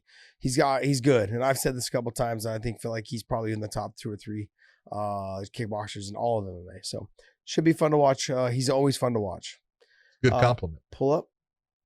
Who else? Who else on that card? Oh, Dominic Wooding, very good. Diata is very good. Terry Brazier. Yep. I didn't even see Terry on there. Sorry, I passed you up, Terry. Brazier. My bad. Yeah. Terry Brazier. Yeah. I'm a big fan of Terry. Problem was, the last time he fought, I was very upset with him. He didn't fight well. Didn't fight well, but very disrespectful afterwards. And I'm in there just trying to do a normal interview, and he grabs the mic out of my hand and just starts yelling profanity. I'm like, you're better than this, bud. Like a lot better than this. And I know it's frustrating. He fought Soren Bach, a kid from Denmark, I believe. Denmark? Anyways, yeah, he fought Soren Bach. He just all wrestled him. Just wrestled him to death. Basically gave him the Khabib. Yep. Khabib without his effective ground and pound. But gave him the Khabib. Just laced the legs, took him down, took the back, gave him the Khabib. Yeah. So it was a good fight, like in terms of dominated. We got dominated, but he just couldn't stop the takedown. But I didn't like the unprofessionalism after. He's better than that. I know he is. And I think he knows that as well. But that bothered me a little bit. The Dominic Wooding's good. He's got fast hands, good on the feet. A lot of I've learned though that a lot of the UK guys, they lack the combination of putting the takedown defense and the jiu-jitsu together. They're all down to gunsling on the feet, and they're all down to grapple and wrestle.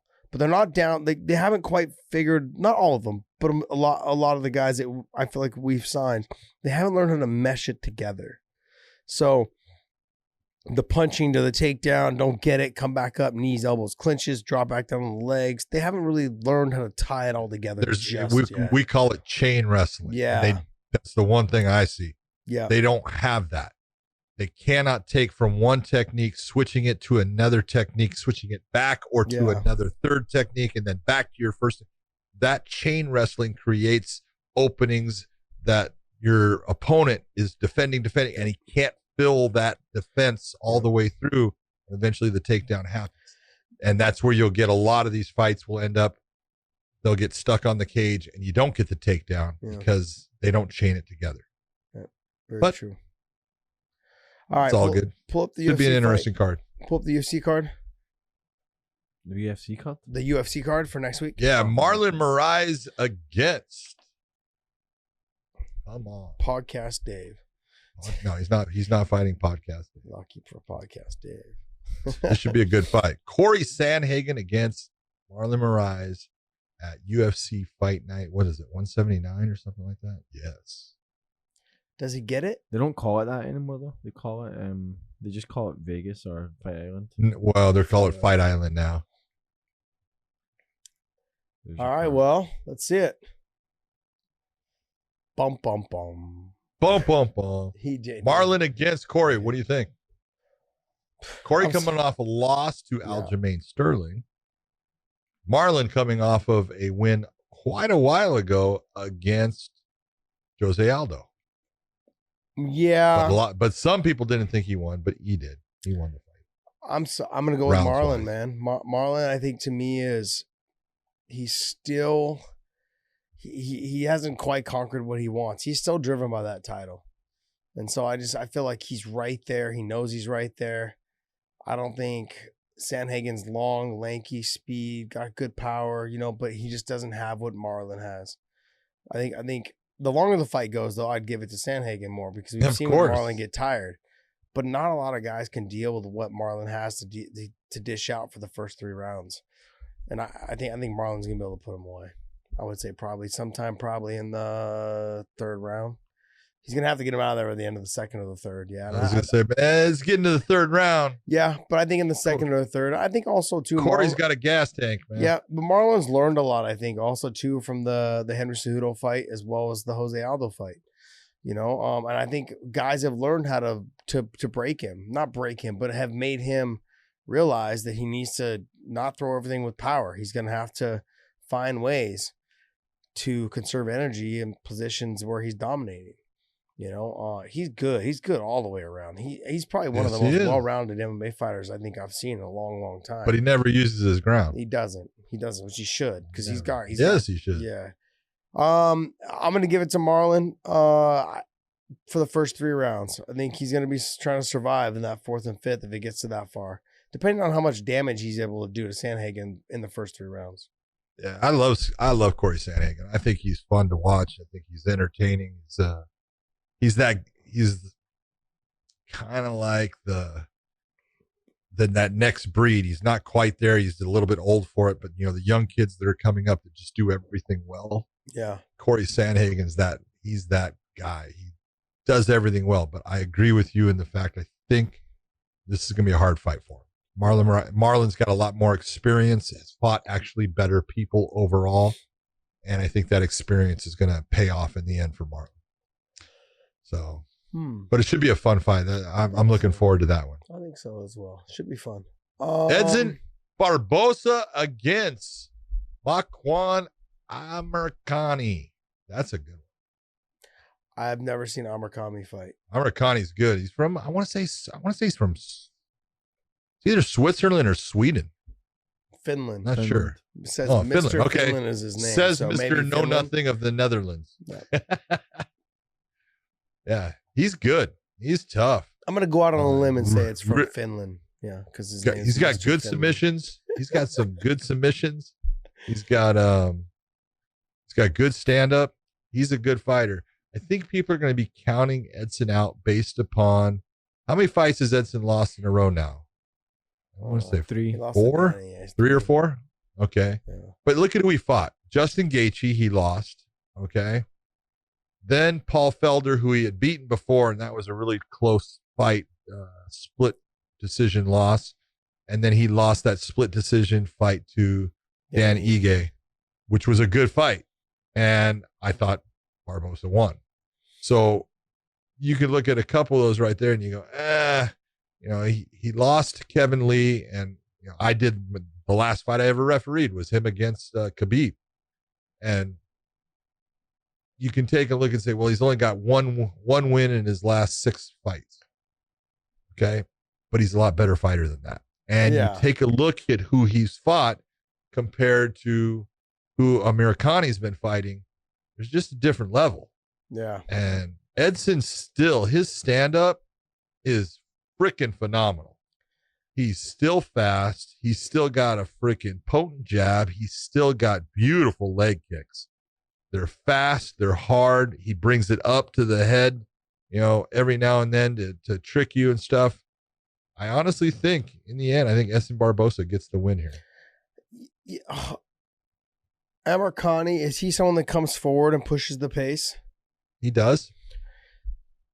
Does he have? And he's good on the ground. Does he have big he's got some power? really good submissions. Why do I have to tell you what kind of power he has? I'm asking you. What's your idea? What's your idea? I don't know. I haven't seen him fight. I haven't seen him fight. So my thoughts on him is that, I feel like the game plan has been laid out on how to beat Barboza. Is to stay inside the boxing range, stay outside of the kicking range. Stay either outside of the all kicking the way range. outside the kicking range or all the way inside the boxing range. Yep. And you got to make him work at every turn because you can tell his shoulders get heavy as he goes on. His Dave, arms show the get people heavy. that Amirkhani's been fighting. Yeah, I never heard of any of them. Jason Knight got a win against Jason Knight. Jason's a tough dude, right? Andy Ugal, and that's the big difference. He's got a loss to Shane Burgos, who's a stud. But there's also less miles on him then because of this. You can Yes, there is. look at it that way. No doubt about it. His chin may take shots that Barboza's can after being knocked out by Gaethje and being dropped by all these other guys. I mean, Barboza's there's been questions, and there's always been questions about his chin. So who you taking? I mean, I haven't seen the other guy fight, so I really can't get into it too much. I can't. I mean, obviously, I'm going to probably lean towards Barboza because I've seen him fight a bunch of times. And like you said, the level of competition has definitely been higher for him. Big difference. But then there's the miles on him, the miles on his body. I mean, he's been dropped a lot, and he's been fucking bullied around too by guys like Khabib, and Gate. I'm like, there's guys that have just fucking put it on him. So I mean, there's a lot of miles on him as well. And then I know he looked good against Danny Ige as far as like he looked in better shape going into the third round. But he like how will his body adjust for this weight cut as well? Like that's a lot of weight he's cutting. He seems like he's a big guy. He's 5'11", 145. That's fucking big. Can't imagine. Like I mean, I'm not 5'11", but damn, having to cut, like it was hard for me to make 55, and I don't have a lot of muscle. That guy's ripped. Look at his fucking body. Looks like a fucking Greek god. Look at him. I mean, he's got thick legs. He's got small waist, but his shoulders, his back, he's shredded. That's a lot of weight to carry. That's a lot of muscle to carry around, cutting all that weight down to 45. I'm going to lean towards Barboza just because I haven't seen the other guy fight, but and the level of competition, Don't stop laughing at me. I see you laughing. Don't you freaking laugh at me. You're laughing because I don't know. I don't know the other guy. I haven't seen. I know you don't. It's okay. Who else is on here? I love this guy here. Thomas Almeida's fighting the unknown fighter. Great. That should be a good one. That's a good one. I'm going to take the unknown fighter. So, no. Overall, though. Who else Ben is Rothwell against Marcin Tybura. Okay. Got to have the obligatory heavyweight fight in there. Yes. Ben Rothwell is just he's a zombie. Also a big, hairy, hard-hitting zombie. But a nice guy. Great guy, dude. And he just keeps coming forward. His ground's gotten better. He's got some good submissions in him. I think overall it's going to be a hard fight for Tybura. Tybura can stay on the outside, which he's good at times. He's got a chance, but Ben's just going to walk you down. Yeah. So Tybura's got to get used to being the guy that's moving backwards on his horse and trying to get away from what Ben does. Yeah, Ben's just my only knock on Ben is he needs to get a little bit more punch output. If he had a little bit more punch output, like in the first round versus in the third, where he just starts like throwing and walking people down and making them really tired and then fucking them up. If he started doing that earlier, the fight probably wouldn't go into the third round. Yeah, but that's his style. Yes, it is. It is. That's why I call him the zombie. Yes. He takes freaking abuse. It's crazy. He takes a beating. Even against Kane when he first came into the UFC. Yeah. You remember that fight? Yep. Kane took him down God knows how many times. Yeah. And he just kept getting back up, and Kane would take him down and hammer him more. But he's a tough dude. He has for a big guy, he's got a good gas tank. He doesn't really gas out. He just keeps coming forward. For heavyweights, that's the hardest thing for those fucking guys to deal with. Hell yes, these guys have a gas tank. That's why Kane was so good, is because people just couldn't keep the pace. So, pull up. What do we got? Any news? Give us some news here, Dave. Give us some news. I think Billy Taylor. That's not. Paul Daley said his next fight will be at 175 and his last. Oh, it is his retirement fight. He did say who he wanted to fight. I can't remember who it was. Okay. Obviously, it's not Derek Anderson. No, it's not Derek Anderson. Oh, let's see. Since he's, I don't think Derek Anderson would take a fight with him since he's pulled out on him twice. Yeah. Second one wasn't really his call. They made the call for him. But I don't know. It'd be interesting to see.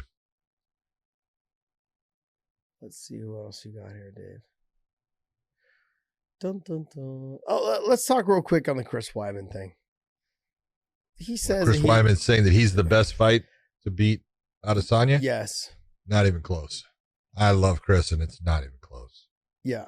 Chris may get one takedown.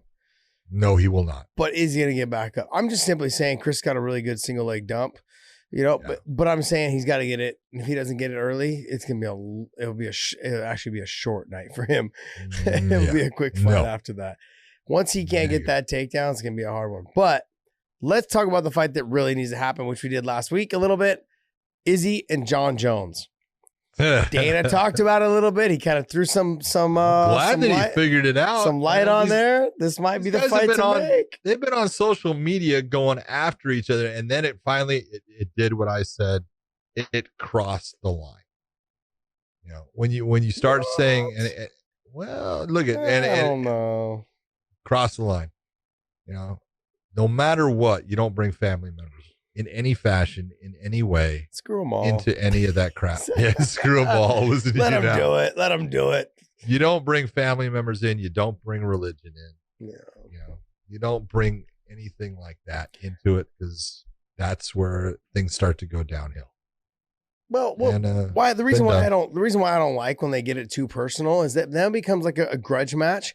And we've said this, and I've said this a bunch of times. Many times. The fight ends up being a shitty fight because no one wants to throw the fucking punch. They don't want to be the guy that lost to the guy that was all that shit talk. So you end up with guys just circling around, one punch, one kick, maybe a takedown, half-hearted ass takedown. It's garbage. And so, well, I look at it this way, and I could be wrong, but right now, Jon is he's the full package. Izzy is not the full package. Yeah. Izzy can knock Jon out. Let's say it's a possibility. I'm not saying it's going to happen, but he could. But if the fight goes onto the ground, they're at different levels. Oh yeah, because Jon doesn't have, like, you know, if you want to say a credentialed, you know, belt in jiu-jitsu. The sumbitch is good. Yeah. He has tapped out a ton of black belts. Okay. He's got everything. His wrestling is solid. He took DC down whenever he wanted to, it seemed like at times. Whoa. Calm down. No. Bullshit. Let's just be honest. It got to the point in the first fight, DC stopped even fighting just to try to take him down. And he did. He took him down and he popped right back up. So his level of MMA wrestling is outstanding. Don't make me jump through this camera and smack you. Come on, jump through, baby. Jump through. Talk about my boy like that. Jeez. Nah, I get you. I understand. I understand, though, for sure. It's just the truth. He's good. Freaking MMA wrestling is outstanding. And his wrestling is good. He's a lot stronger than people realize. You know, they think he's got skinny legs, and he's not that strong. He's super strong. Yeah. Guy's got leverage strength. He's the full package. The longer, and I everything is about, you know, that you have your biological age and you have your, you know, what your body is. And then when you're fighting, you also have that mileage. Jon's been fighting a lot of good guys for a long time now. Yeah. And he's taken more and more abuse in his last 5-6 fights. Yeah. You know, and so it's starting to add up. The longer this goes without them fighting, the better chance Israel Adesanya has in beating Jon Jones, in my opinion. The sooner this happens, the less chance he has in beating Jon Jones. Just in my opinion. Yeah, I think if Izzy plays it right and does the Floyd Mayweather and waits till he's out of his prime, exactly. That'd be brilliant. I think if he waits another year and a half, maybe two, somewhere in there, I think Izzy will be coming into. He's already come into his own, but I'm saying, like, just dominating his division. There's really no one else for him to beat. So if you give it another year and a half, I think you have no other choice to really make that fight. You've got Hermanson, you've got Cannonier, and you've got who else? I think that's all the guys that are left for him to beat, you know, in that division. So outside of those guys, I mean, then that makes sense. You know, but that's once he fights Cannonier, that'll be another 6 months. Then he fights Hermanson. Let's just say Hermanson, he gets there. You fight Hermanson. That's going to be a year and a half, you know, and then you have time for the Jon Jones build up and all that shit. I feel like you got to strike when it's hot. Who else is in there? You got Yoel Romero, Darren Till. Maybe you throw the Darren Till in there, depending on, you know. I would like to see Darren Till and Paulo Costa. That would be a good fight. Fucking A, let's do it. Yeah. Yeah. Let's do it. We're gonna make that fight. Over here making a matchmaker. And Derek Brunson, he's been looking good too. He looked good his last fight. He looked real good his last fight. Derek looked great in his last fight. You know, but so- he's going against a young kid too. Yeah, very true. Let's be honest. Very true. Very true. Overall, what's some other news? What else you got in there? Can you say overall what's some other news? There's Nah, Colby's everywhere. Colby's everywhere right now. Colby Covington. Yeah. Yeah, there's really not. Like, this wasn't a. There was a lot of the stuff around the Dana White and Connor DMs, but we talked about that. Yeah, we week. talked about that last week. You know. Who was it that Paul Daley was supposed to asking to fight? Come on, you're supposed to look it up. Possible. Let's see. Dana White says. Yeah, Dana White says Jon Jones is the fight to make. There's that. It is the fight to make. Paul Daley announces his retirement schedule, I guess. Final fight after Schedule? one. What did he say he wanted to fight though? Let's see. So I take on Derek Anderson. That was who he's supposed to fight. That's who he was supposed to fight, but then he said he tried to call somebody out for that last fight. Opponent and location to be confirmed. Interesting. That's all he really. They didn't say the name? Doesn't look like he indicated the final fight. Yeah, it says be a possibility promotion matches him up with Anderson again. But that's all it says. That won't be his retirement fight. No. Nope. Not at nope. 175. Interesting. All right. What's my favorite I was memory wrong. of Paul Daley? My favorite memory is I have two of them. One is when Sure. he sucker punched Josh Koscheck because Josh was my teammate at the end. And I thought it was just, I was like, what the fuck is going on right now? I mean, not that he sucker punched Josh. I was just like, Josh could make a lot of oh people yeah, he could do sucker that. punch him. So. But and I wasn't like happy that he did it. I'm just simply saying, I was like, it was one of those things like, what the fuck is going on? I can't believe this is happening right here. And then of course the Nick Diaz and Paul Daley fight what a will go fight down in that history was. as probably to me as the greatest 1-round fight ever. It was Great fight. fucking phenomenal. Freaking referee stopping that fight. What an asshole. Yeah, we got we got to start just throwing those guys out. Yep. Get rid of them. Oh man. All right. Well, all right, guys. Well, I hope you guys enjoyed it. Enjoyed our show. Do us a favor. Hit the subscribe button on all the audio platforms that we're available on. The main ones are iTunes and Spotify as well. So go ahead and click those. YouTube, hit the thumbs up. That shares our videos to everyone else. We thank you guys. I hope you guys enjoyed the show. Big John, we got a lot of stuff coming up, man. I can't wait. We do. The France fight, the Paris fight, France fight for Bellator is a big deal because they're the first MMA promotion to be held in France. And so that's a big deal for us, not just for us, Big but deal for the for sport, MMA. for the sport Yep. itself. So that's amazing. I'm excited for that. All the fights. Make sure you guys tune in and watch all the fights. I believe Bellator is on Saturday, right? With the earlier fight. So we'll be on pretty much from like noon to 4. I think is kind of how it goes. And then as soon as that wraps up, the UFC will be on right after that. So, hey guys, we're going to be stuck doing fight after fight after fight for the rest of the year. And I'm got to tell you, buddy. I'm fucking excited. I'm really Good. excited. So hopefully you guys enjoy the show and have a good weekend and enjoy the rest of your week. And we'll talk to you guys soon. John, bye. Later.